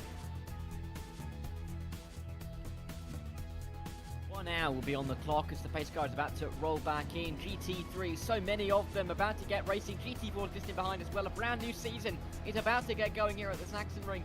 It's ESR's GT European Championship, and Anton Kalo will lead us to green for the opening time this season. Jason Baxter and Jenny Tehar just in behind as the lights are on. The green flag flies, and there's a couple of drivers pulling out immediately of the pack. 3 wide, nearly 4 wide into the opening turn, with Denzel Clarkson trying to find an inside line. Jenny Tehar as well. He's got Craig Hewlett in P11 just coming down the pit lane now with Henry Garcia, so this is going to end up being quite a tight battle. If they're going to also have Pedro to deal with, he would just be coming out in front of them. Yeah, he's a little bit further down the road, so these two are going side by side through a very, very tricky section. Looks like Craig's got the better of it done for the moment. Seconds in the pit strategy, whether it's a 20-minute overcut, 20-minute undercut, we'll have to wait and see. Meanwhile, Jan Östberg and Jason Baxter are fighting it out for the lead of the overall race. Baxter trying to make his way through. It'll have to be an outside line into turn 2 where a GT4 sits on the racing line. That's the number 14 that they have to negotiate their way around. But as they run through turns 2 and through turn 3, they don't have to now worry about that GT4 any longer and can continue working their way down a long way, and it can help you build in things like GT3, maybe some prototype cars as well. But yeah, it's so impressive to see him doing so well at the front of the field. Joe Glass getting himself, his teammate I should mention, as I said. Oh, still interesting to that. That's a send from Dave Van Dam very late on the brakes into turn 1, but he's got it stopped in the apex. That's an incredible move. Very, very surprising for Joe Glass to find a car on his inside there, but effective for Dave Van Dam, and he has caught Joe Glass napping.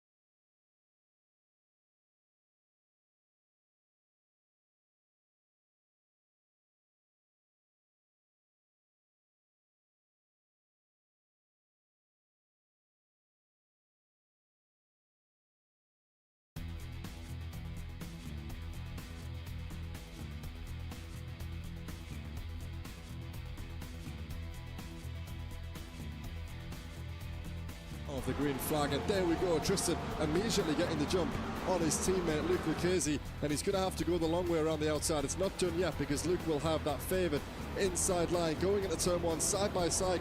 Has had a good start. He's up 2 places around the outside of Luke Lucchese, 3 wide there. The blue Acura on the inside.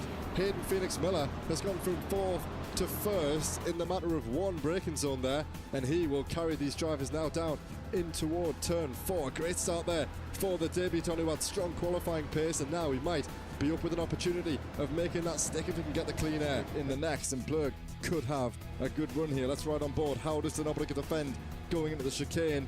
Is Plug going to do that tactic where you just stay there right until the last Obliga moves over to the entry into the chicane? Good driving. That's a wobble by Tristan, and he's off the road. He's going to lose the position. Is he going to stick up the inside? No. And is Justin Eloff going to fancy his chances? No, he stays. Watkins Glen, and to have only 9 minutes till we reset and go again gives, I think, the drivers a bit of a moment to pause for thought, because how are you going to manage this, especially if you're 3 wide down the main straight? Humphrey, Leskinen, Kachali all don't get out Raj Harper either. 2x2 into the opening corner. Outside line taken for Humphrey. He's also a little bit of time on the exit though, as it looks like it's a better run for Kalle Leskinen, the leader now in that pro class, as they run their way up the hill through 2 and 3. It looks like Raz Harper's got the best run, and now we could see both elite drivers come through on both pro drivers. They'll have to get it done on the outside of the bus stop, and that is going to be more than difficult to do. Who's going to get the slipstream? That could be crucial. Now will be on the clock as the pace car is about to roll back in. GT3, so many of them about to get racing. GT4 is just in behind as well. A brand new season is about to get going here at the Saxon Ring. It's ESR's GT European Championship, and Anton Kalo will lead us to green for the opening time this season. Jason Baxter and Jenny Tehar just in behind as the lights are on. The green flag flies, and there's a couple of drivers pulling out immediately of the pack. 3 wide, nearly 4 wide into the opening turn, with Denzel Clarkson trying to find an inside line. Jenny Tehar as well. More, he's got Craig Hewlett in P11 just coming down the pit lane now with Henry Garcia, so this is going to end up being quite a tight battle.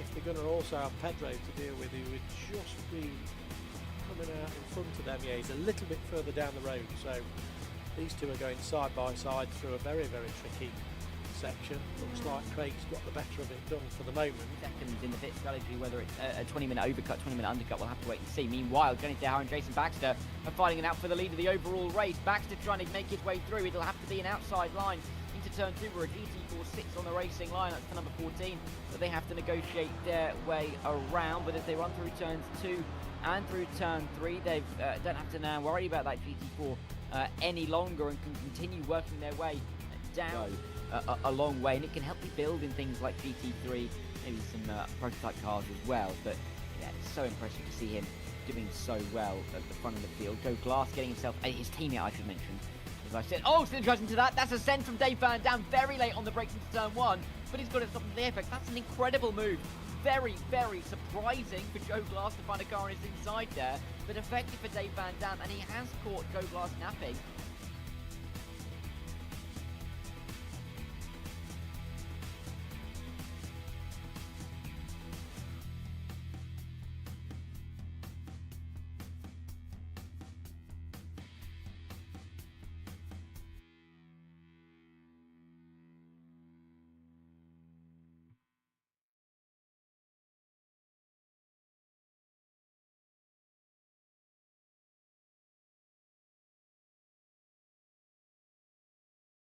Alrighty, ladies and gentlemen, without further ado, it is time for our post-round interviews. And today we're going to be hearing from a mixture of drivers across both classes, whether it be in the Evo class, where we'll be hearing about our two main rivals for victories in what was our second race today, and particularly two-time winner Grant Miller, but also hearing from Adil Chowdhury, who finally had some positive luck to go into the mix. What have been his results so far? But firstly, we're going to be hearing from our Premier Class driver, and that will be the man who fought perhaps hardest of all of them across both races, Matthew Croft from ZX's Sim Sports. And without further ado, let's bring him on into the interview room. Good evening to you, Matthew. And well, what can I say other than wow from yourself across both races? I mean, you were in the thick of the fighting, where it was for the 4th place in race number 1 or the 3rd place in race number 2. It looked as though for Mugello, no matter how hard the circuit tried to stop you from taking a result, you were here to take one. I did, you're right. It's a few risky moves here and there, but yeah, I'm pretty happy with the result. I wanted to come second race a little bit higher up, but two guys in front of me, team members, one held me back and the other ran away with it. It's clever racing, but yeah, fantastic. Oh, without a doubt, some absolutely brilliant racing, like you say. And it all began, of course, with qualifying. And one thing we were talking about in the build-up today is the fact Mugello, a very difficult circuit to overtake at. Did you put a big focus on qualifying yourself, or did you just sort of roll with it and see where you'd qualify? If I'm honest, I did a lot better in practice, and I've done a lot better on officials, and tried qualifying, and 3 laps I went off track 3 times, and I thought, I'll have to just deal with what I've got. I did low 47s, really low 47s, and that would have got me a lot higher. But to be fair, I started 8th and I've worked my way up, and it worked anyway. So it's last week, the week before, my qualifying was terrible again. I just, under the pressure, I don't think I do well. But when I'm in the race, I get sort of in the zone, and I do better racing against people than I do qualifying. Well, as they sometimes like to say, you essentially, I think the modern meme that many say these days is that drivers lock in at that point. You definitely locked into the battling in race number 1. And that 8th place start, I mean, very quickly, you're up into the top 5 and nipping away at the heels of everybody from that point onwards. But for all the speed the Porsche had in the corners, it looked so on the straights, it was quite vulnerable. Oh, horrendously. Well, if I'm honest, my second to last corner and last corner aren't the best. I just can't position the car right. So for the Porsche being slow in the straights and then not doing well in the last corner, it's just, I kept getting caught by Chris behind me in the Ferrari. Just kept coming back, and then I'd lose him in the middle, and then he'd come back at me. It was like, God, I kept looking in the mirror, and I thought to myself, you need to stop looking in the mirror and just concentrate what's in front of you. Well, it's always a difficult one when you do have that impetus in your mind with regards to battling another driver. But like you say, you just got to concentrate what's in front of you. And in front of you, of course, you had quite the variety of drivers, including 2 accurate drivers who seemed in the end just to run away off into the distance. So I get the feeling towards the end of race 1, it must have felt as though 4th was the best you were going to get out of the car. Yeah, definitely. I got into the 4th position, and I thought, these guys are so far ahead. And I looked at the lap times on my relatives and thought, they're so much faster. Let's just try to keep 4th. Let's get as far away as Chris as possible. And a few times I got like a second or a second and a half in front of him, and I'm thinking, got this, easy. And then suddenly look behind me and I'm going, God, I buggered those corners up. He's right on my ass again. So, yeah, 4th. I knew by then, I thought 4th is what I'm going to get. Let's stick to it. Oh, 100%. And just a quick word on your battling with Chris, as in Christopher Starsborn in race number 1. We did see you go for some very sharp moves under braking. And we do know the Porsche has got some incredible brakes behind it. But something tells me some of those moves are just as much about trying to make Chris think you were going to send it, as well as committing to those moves in the end. Yeah, exactly. It's about, I'm trying to place the car in places where he thinks, okay, he's defending on the inside. And then quickly last minute change my decisions and things like that, and that's a lot of my attacking. You know, I do cutbacks quite a lot on the drop-ins and things like that, which can be dangerous, risk and reward, but sometimes it works out, and to be fair, it has worked out fantastic here. Oh, 100%. And that was just race number 1. And now let's come on to race number 2 and what you're able to achieve there. We saw in race number 2, of course, top 15 at reverse grid. It did mean that you started, if my memory serves me correctly, 12th place. There was a bit of drama on the open lap. Let's just talk about that. Where were you in all of that? Well, literally come across the line, and I always sleep on the line because I don't know, I'm looking at something else. But I got a real good start.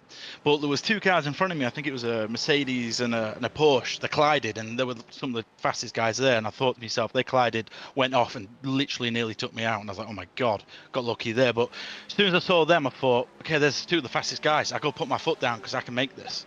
So, but there was plenty of other accidents ahead, and I think I came up against James Bostock, who came slightly. We've already had a chat. He came slightly across me, and he understands that. And yeah, there was a lot of drama. I'm not gonna lie, there was a lot of drama. I put the car in a lot of dangerous places, but some really fantastic races in here. So they not move out of the way, but they understand. They give room, and they like to race. Oh, 100%. And, well, you like to race as well and also giving room where it's due. And we did see you gradually chisel your way through the field, but I can imagine it was quite difficult given the fact that at the very front, you've got the likes of Adel Chowdhury and Jim Fox fighting each other, and Robin Aston is acting as rear gunner for Fox. So, in the end, there's about the best part of 10 cars running within 3 tenths of each other, car to car. I mean, what was your thought process at that point? Is it just sort of, you know what, I've got to send it on some of these quarters to try and get the places? Yeah, I mean, there was a lot of defending. A lot of the cars I got stuck behind them. I did everything I could, try to get on the inside, to defend, get on the outside. And then by the time I know it, the guy behind me is trying to do the same on me. And I'm thinking, I've got to do something slightly risky here, because if I don't, he's got me. And then, we could be in an accident or something like that. I've got to get through. And everyone up there is so close and tight, sort of, within 100 seconds of each other. So you do have to make risky moves now and again, but nothing too serious. But yeah, I didn't make 2 risky moves, but yeah, I did what I needed to do to achieve what I wanted. Oh, 100%. I don't think anybody would disagree with you on that one. And praise should be given in particular to you trying to make the move against Robin Aston for 2nd place right at the end. Penultimate lap, a number of moments under late braking. Something tells me, because that didn't work out, you didn't have the tyres left going on to the final lap. Yeah, I was understeering like hell. I changed the brake bias to get the rear rotating a bit more to force the front end in, because the front was just sliding forwards on a lot of them because I was over braking and everything like that. So last 2 laps I just killed the car to try get him. But saying that, I think I did my fastest lap, the 3rd lap to the end. So that was trying to chase him down, but he placed the car so well and was so similar speed. It was just like I could risk it and go for 2nd and really risk it, or I could just be like, battle him, see if he makes a mistake, and then just take 3rd. So I battled him. He didn't make any mistakes. He did fantastic. Held me up for his teammate, which great team racing. And then 3rd, I took 3rd. So I'd rather take 3rd than cause an accident, take 2nd and 3rd out, and then come nowhere. So it's better than nothing. Oh, 100%. And with what was the 4th place finish in race 1, a 3rd today in race number 2, I mean, you came into this round 8th place in the championship on 71 points. It's going to be a big injection of points, and it's going to put you a lot closer to the top 5 now. Now we're 3 rounds in, how do you feel your championship has gone so far? Yeah, really good. I mean, first race, I was really confident. My lap times were, in practice, I was well up there. So I was absolutely proper confident about that. But I got caught in big accidents, both 1st and 2nd race at Watkins Glen, and I didn't have the opportunity. I set the fastest lap again and again and again from the back of the grid because I got caught up in accidents. I think if I'd made it through the accidents in T2 or 3 or whichever it was, I think I would have been really competitive. But it's one of them things, you have good races, you have bad races, and like last week, I'm rather decent in the wet. I don't know whether it's because I'm cautious or not, or well, I'm clearly not cautious, but I'm really pretty decent in the wet. So I mean, I spun out once last week, went down to like 10th, 12th, 13th, and brought it back up to 5th. And I think I did that twice, went down, up, but that proves that I have the pace. I just need that consistency to go with it. And today, the consistency just proved itself. Oh, 100%. The consistency being there. The pace is also there as well. Perhaps a little bit improvement in qualifying, but still that's to come.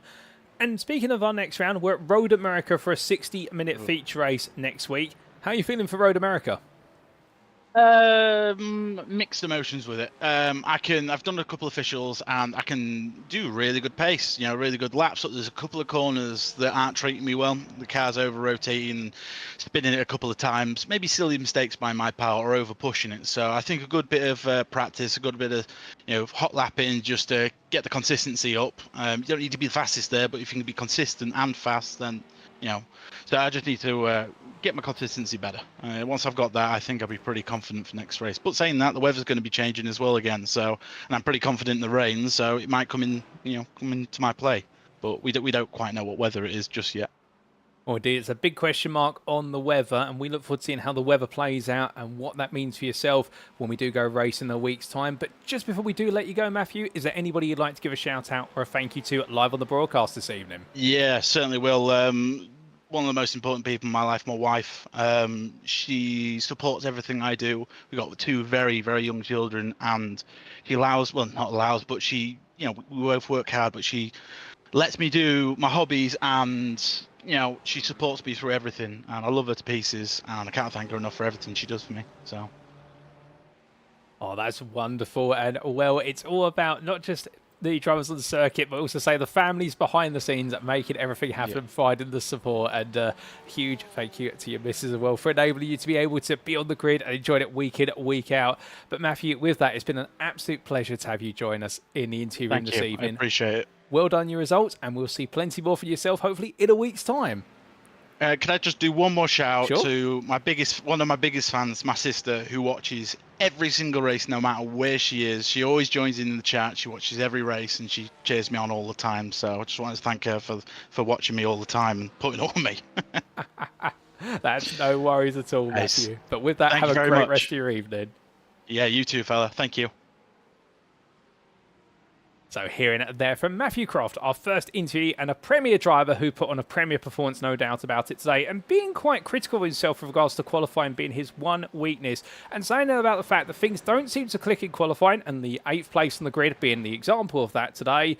But when he goes racing, it's almost as if it's a different mindset that gets triggered, and the Z-Axis Sim Sports driver showing that through some rather daring moves, it must be said, but you've got to be daring here at Mugello to make places, and he did exactly that over the distance, and enjoyed a brilliant rivalry as we see some pictures and scenes of it here between himself and Christopher Starsmore, the 2 of them battling hard in both races, and in the end, well, it would be the Porsche driver who came out on top in that battle, particularly in race number 2, but you'd have to imagine the fact that both of them giving it everything and just about giving as much respect as they were about do or die tactics. And well, Matthew saying there as well that how his season has gone so far. There's been some areas where points have slipped, but otherwise everything's on the up. The pace is there. If you can get the qualifying nailed down to go with the consistency over the race distance, he feels as though he can be moving up the order and making significant ground, and I definitely agree with that. And I reckon if he can nail things at Road America, or how things could be after round number 4 in a week's time, well, we'll have to wait and see.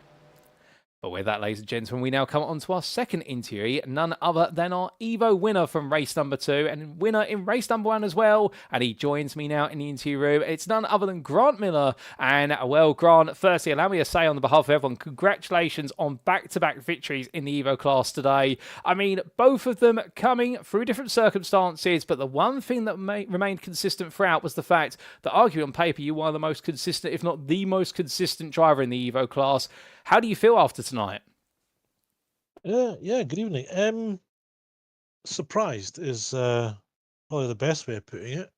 I had done a lot of practice on this track long before the season started. Once the lineup was announced, I thought, right, I'll pick a track about 4 weeks ahead and just concentrate on that. Because I can't race in the officials. I don't have a license rating high enough to race in the officials. So when you come out and you do your practice and you don't really know where you are, and you do a couple of test runs, hopefully you've got the right conditions, and you think you're doing really well, and then there's like a Tuesday night practice league, and I thought, wow, hang on, there's guys that are nearly 2 seconds faster on this. This can't be right. So that confidence took a bit of a knock then, and then yesterday we were doing a bit more practice and changed a few setups on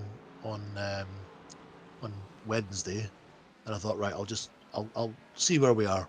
Absolutely no idea, because not everybody takes part in the sort of the warm-up stuff. And yeah, quite surprised. I can't remember where I qualified, probably just outside the top 10 somewhere.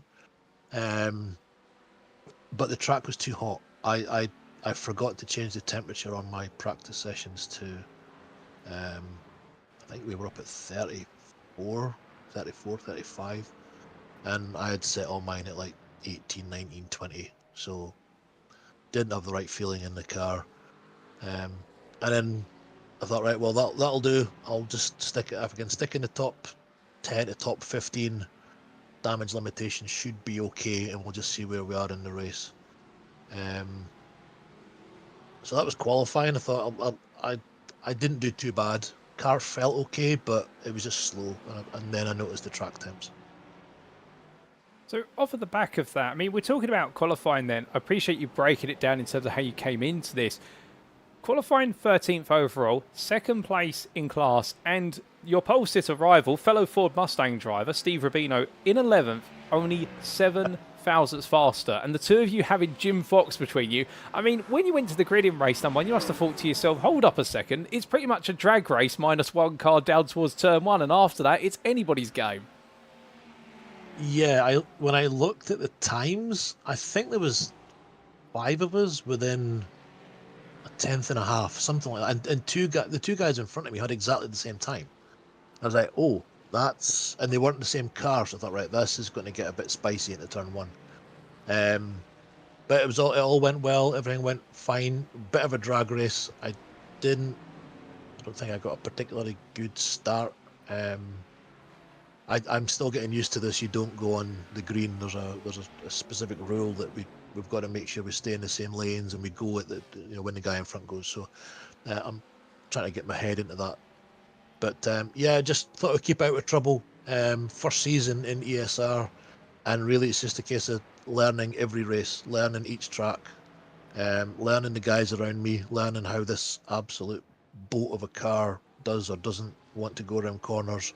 I still can't trail brake, so God knows how I'm getting this thing around the track.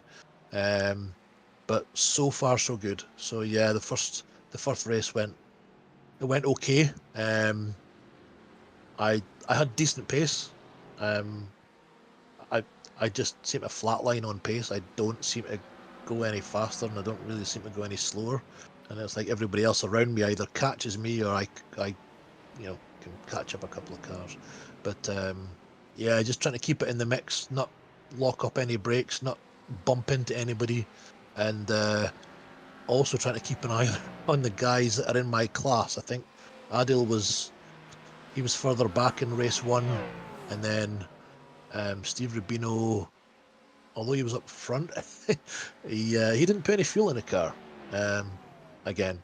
So Mustang seem to have a bit of a history with that. I think Red Bull Oprah didn't have any fuel in his car either. So I thought, right, well, that's one. I'll take that one. That's an easy one. And then it was just a case of keeping on the back of people and picking my braking points. Well, I appreciate you filling us in as to what happened to Steve, because we were confused as to why he came into the pits. We thought it might have been a jump start or something along those lines, but fuel not being in the car once again, no, he still had his quali set up on, yeah. But still, coming on to your race number 2, and I think that's where you're really in the thick of it over the entirety of the 30 minutes. I mean, what was Edel Chowdhury starting ahead of you, and in the end, it was just as much a race, I think, where you had the Premier drivers trying to pick the way past you, as we look at some images of that, as well as you trying to chase Edel down. Yeah, I mean, the reverse 15, I think I was 3rd or 4th, which meant that Adil was in front of me. And I thought, right, okay, that's fine, because I think he finished about 8 or 9 seconds behind me in race 1. I thought, right, so if I can just find a way around him or past him, or maybe, because the fast guys are going to start coming through, it was really just a case of driving on my mirrors and not letting them through, but certainly not jumping out the way. It was really a case of, well, if there's a fast guy coming through, then I'll try and find a way of letting them past, and then try and sneak behind them, and maybe I'll go through at the same time.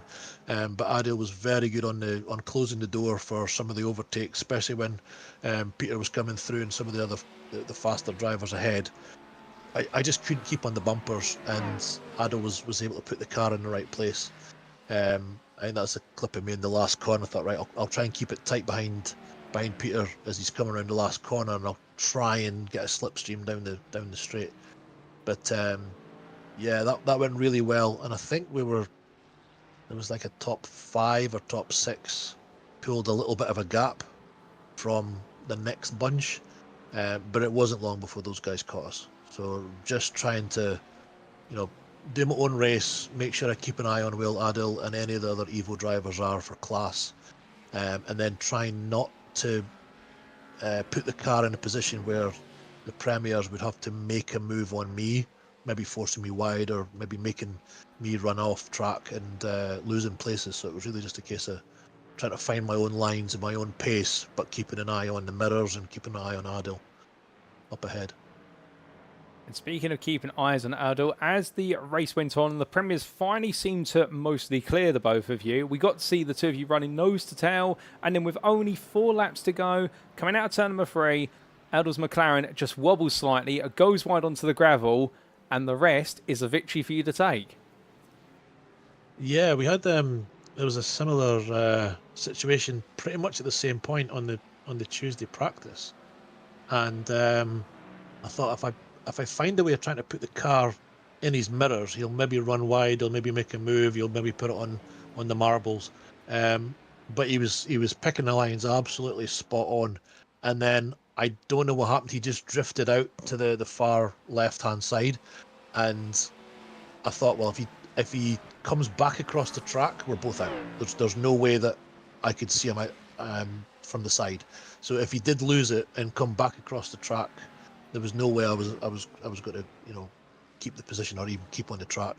But it was fine. He just kept it out there, and I snuck it past up the inside. And then I think he had a bit of a moment with Jon Ludbrook behind.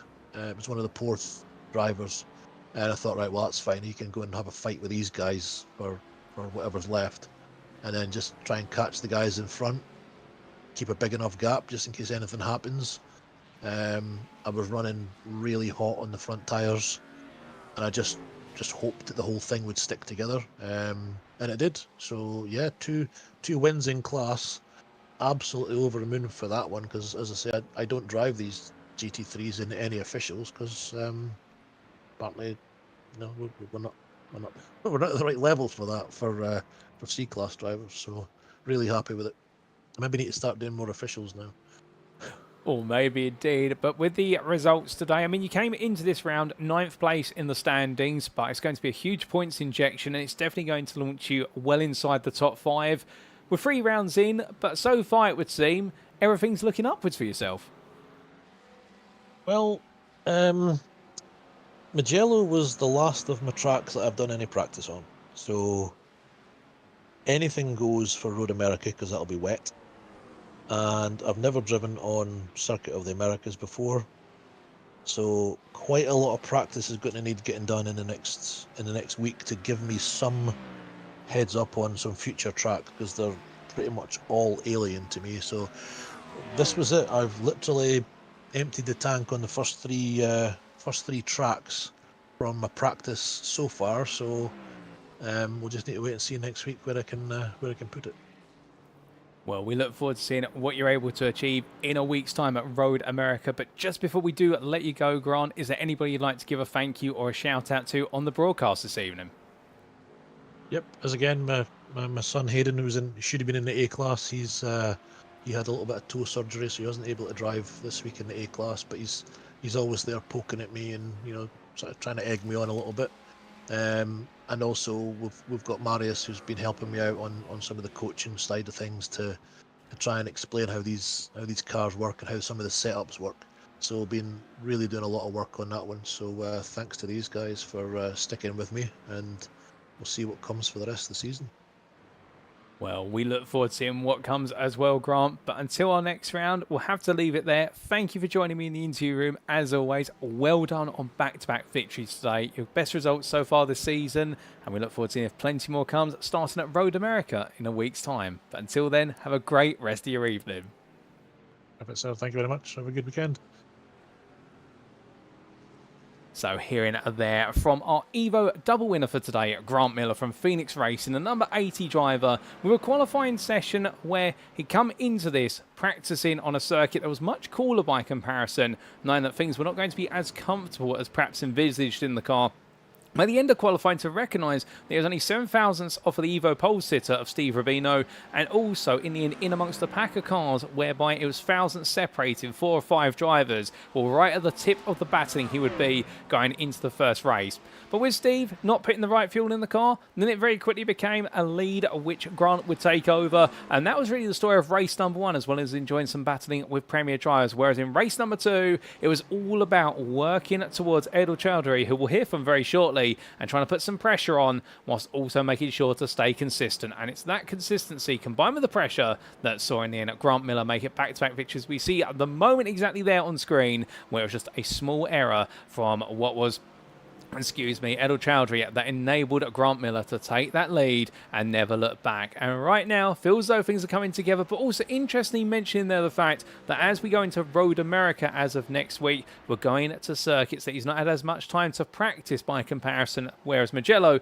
has been one of his reference circuits throughout the entire run in the pre-season. So therefore, the Phoenix Racing driver is going to need to make sure that he doesn't fall by the wayside, but if he does, he'll need to also rise from the ashes if he wants to keep that championship charge well and truly alive. But now, ladies and gentlemen, we come to your final interview of this evening, and we're going to be hearing it from none other than what will be Edel Chowdhury, and hearing the story of the man who today has had a much better run of form compared to previous rounds in terms of what they would allow him to have, and well, some good fortune finally coming his way, and he does join me in the interview room now. Good evening to Edel, and well, we talked about over the first 2 rounds. Disappointment in both rounds. You've got the pace, everything seems to be good, but bad luck just keeps striking. But here today at least, perhaps barring the loss of the victory in race number 2, better luck on the cards and a great set of results to walk away from Mugello with. Yeah, finally, I finally got the podiums. I mean, last 2 weeks was very unfortunate, but Watkins Glen, I got really unlucky, but last week I had no pace. I think even if it was dry weather, I would have been really, really far off pace. But today I knew I had pace, but I did mess up qualifying really badly. I had way more pace than that. But just pushing too hard, I just lost the lap. And finally in the race, I mean, I'm happy I could have won, but yeah. Well, still, let's break it down a little bit. And talking about qualifying, you're saying there about pushing too hard. I mean, qualifying has been arguably one of your strongest points so far this season, at least at Watkins Glen, we could say. But what exactly happened out there? Because I think it was a much warmer circuit than perhaps many expected. But that's exactly what happened. I was on a 47.3 lap, but I think just a little bit of the tire dipped onto the gravel, and that was done for me. But I definitely had way more pace than that. Oh, goodness me, that 47.3. Just checking the times right now, and that would have firmly put you all the way up inside what would have been the top 10. But still, going from what could have been to what happened. So you started what was P17 in race 1, or P4 in class on the grid.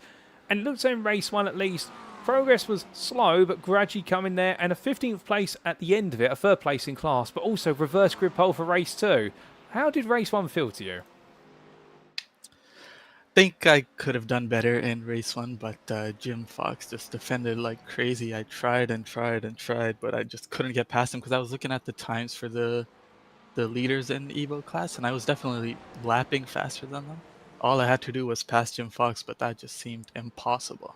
I was very confused as to why he was defending really hard, and then I realized it was for reverse pole, and then it all made sense. Well, he may have defended hard, but in the end you managed to find a way to break through. And this McLaren, from what we've seen here at Mugello, it seems to be a car that does love a good old bit of direction change from left to right and right to left. But it's also one of those cars, at least, that is also quite sensitive to curbs, particularly those rather nasty yellow sausage curbs. Yeah, race 2, the temps I think went way higher than I expected. And the car just wasn't turning at all, and no matter how hard I tried, and then just clipped the curb a little bit, and that gave Grant the opportunity to pass me. But I think if the temps were lower, I think I could have won the race, but can't really do anything about that. Well, still a small error. I mean, even the best make errors like that, and it cost you the win, but still a second place. But in the run up to that, let's talk about some positives from race 2 as well. We got to see you lead a few laps overall, and it looked as though you're having to try and find a fine line between keeping the Premier drivers behind you and gradually letting them through, knowing it would only hold your race up. How did you find that from the perspective of being up there for the first time this season? I've been seeing how unlucky I got at Watkins. I just didn't want to race him too hard because I didn't want my race to be ended, and I didn't want to ruin anyone else's race. But I do think I made a mistake of letting too many go by, because then that meant Grant was right on me. So I think for the future, I have to be a little more careful, but I mean, you learn. Oh, 100%. I mean, that's why the Evo class is known as the Evo class, because you're evolving and learning each and every race and each and every lap turned. And reflects on this championship so far. Round number 2 wasn't the strongest of rounds. Round number 1, a lot of bad luck, but some good points today. And you came into this round 4th place in the Evo Championship. I mean, your prospects have got to be looking upwards from this point onward, surely. Yeah, hopefully, but Vesey Van Ren is just really far ahead. I think it's going to be really, really hard to catch him. The entire race he was behind me, and I was just trying to finish ahead of him, because I think the other 2 that are in front of me were way far back. So I was only really worried about Van Ren. But he is fast. But I don't know, maybe if me and Grant and a couple other people don't get unlucky, it'll be a lot closer. Well, we'll hold our fingers crossed for that, because we'd love to see it be close from at this point all the way through to the final round of the season. But speaking of rounds that are upcoming, Road America in a week's time, mixed conditions are expected. Is Road America a circuit we can expect you to go well at? I think so. Road America is probably my most played track. I've done so many races on Road America, won a lot, and I have really good pace there. And I think finally there'll be a track that I know and love with the mixed conditions, and I think I'll be able to really show what I can do in the wet. Well, we'd love to see you show off your abilities in the wet or mixed conditions at Road America. We look forward to that. But just before I do let you go, is there anybody you'd like to give a shout out or a thank you to live on the broadcast today? Just a thank you to the team for the support and making everything easier. This is my first time racing in a league, and it's been really smooth. And thank you to you. Your commentary has been really, really enjoyable. Well, Edo, I appreciate the compliment, and I'm glad to hear that the team at Verano Academy have made you feel welcome and helped move things forward from round to round and race to race.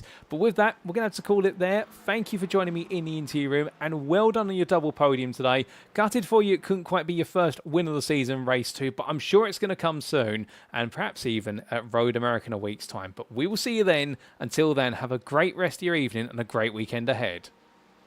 Thank you. So here and there, ladies and gentlemen, from our number 5 Evo driver, Edel Chowdhury.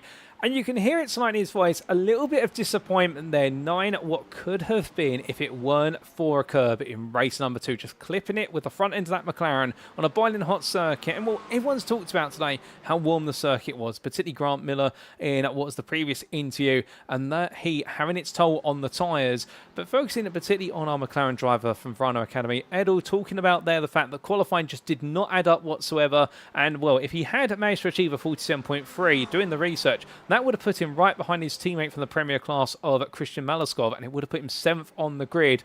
But that's what happens sometimes when you don't nail it in qualifying. You've got to do it in the race. And race number 1 was all about trying to fight his way to that 15th place versus Jim Fox and getting it in the end, albeit at the cost of the rest of the race distance.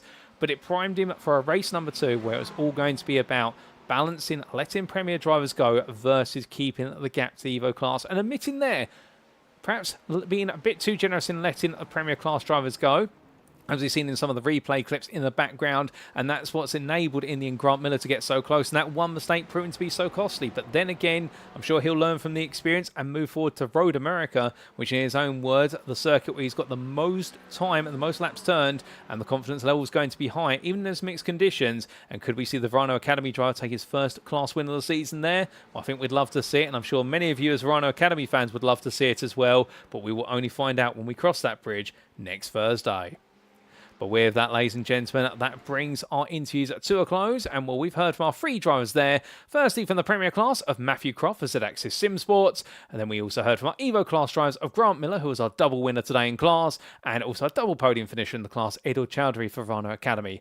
Congratulations to all three of them on their fantastic performances throughout, and thank you to all of them for joining me in the interview room. It's always a pleasure to hear from drivers up and down the grid, and I'm sure we'll hear from plenty more in due course at Road America. But with that, ladies and gentlemen, it does mean it is now time for us to wrap up. And thank you very much for watching. And if you have enjoyed today's show, and perhaps you're interested in being on the grid at Evolution Sim Racing, well, we've got plenty of racing in store, as you may have noticed in what was our advert as we got ready for our post-round interviews. In the fact, you've tuned in today to the Trophy AI GT3 Championship, which is hosted every Thursday evening. Alternatively, if you're looking for something that's on the weekends, well, did you know we do have the European GT Championship on Sunday evenings, and we also do have the Danny Lee Porsche Cup, as brought to you in collaboration with Danny Lee and GT Omega on Sunday evenings as well. The two oscillate between each other week in, week out. And we also do have the free-to-join Practice League, which takes place on Tuesday evenings and Saturdays at 4 p.m. So whether you're a weekend racer or what is a weekday racer, there's something for everybody at Evolution Sim Racing as we go from strength to strength over the course of 2025. And to be able to get on the grid with us, all you need to do is join the official Evolution Sim Racing or the ESR Discord server, and you can do that using the link at the bottom center of your screen or even using the QR code on screen. And we'd love to see you on the grid, whether it be now or in the near future, because there's never been a better time to be on the grid at Evolution Sim Racing. We'd also like to take a moment to say a big thank you to our sponsors, none more so than our title sponsor for this season of the GT3 Championship, and that being Trophy AI. But we'd also like to say a big thank you to Carme, More Than Technology, also to Virtual Racing School, i.e. VRS, also to the GP2 Group, and also, given we are a recommended community with Motorsport UK's esports division, we'd like to say a big thank you to Motorsport UK for recognising us as a recommended community. Of course, we couldn't do this without our sponsors across our series and leagues. But of course now, ladies and gentlemen, attention turns to round number 4 of the championship, and after the sunny skies of the Italian circuit Mugello, we make our way back to United States of America for Road America. And with mixed conditions expected in the countryside US state of Wisconsin, anything is possible. And for all that, you'll have to tune in on Thursday the 24th of April, that's in a week's time, to find out how the story continues across our Premier and Evo classes. In the Premier class, it still continues to be the case that nobody has asserted themselves as a firm favourite, but we are starting to see some fast racers put themselves towards the front of the field on a regular basis, including the likes of Peter Duke, Ricard Luiz Pereira, and Christopher Starsmore, and also Matthew Croft. Meanwhile, in what is the Evo class, the stranglehold that Wesley Van Rens has held over victories has finally been broken. But has it been broken enough to offer opportunities for the rest of the field to play catch up? Well, to see how the story concludes, not how it concludes, how it continues, I should say. We're well away from the conclusion. Let's hold our horses there. But to see how it continues, you'll have to tune in a week's time for round 4 of 10 and how we continue opening up the chapters at Road America. But until then, we've been Evolution Sim Racing. I've been your host and commentator, Paul TX141 Walsh, also known as Britain a Spit, depending on what media you follow me on. And until next time, remember to stay safe, stay well, stay smiling, and also, given the Easter weekend is upcoming, particularly in the UK, but I also believe abroad as well, have a fantastic Easter weekend if you do choose to celebrate it. And we will see you next week. And then most importantly, of course, remember to stay on track. Good night.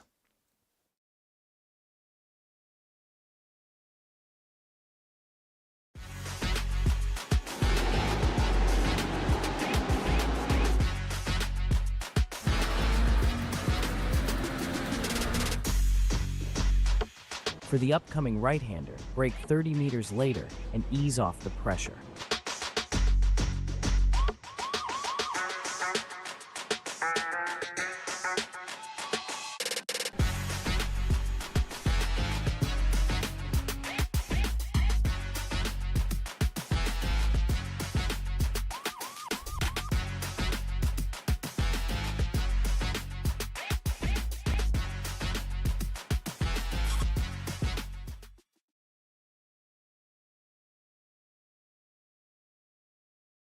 Are you spending a lot of time looking for setups and struggling for faster lap times? Are you tired of searching online for answers? Would you like to get setups, analysis and tutorials from some of the best sim racers in the world like Ralph Alla, Mitchell de Jong, Martin Krunker, Josh Rogers and many more? If so, virtualracingschool.com is the answer you've been looking for. VRS data packs provide hot laps from our professional coaches for you to analyse and replicate. They provide tutorials that walk you through the fastest laps and what the pros did to achieve the best times. And they provide the setups you need to ensure your car is competitive in both oval and road racing. If you're ready to get faster and reach more podiums sooner than later, just go to virtualracingschool.com and sign up for a free account today.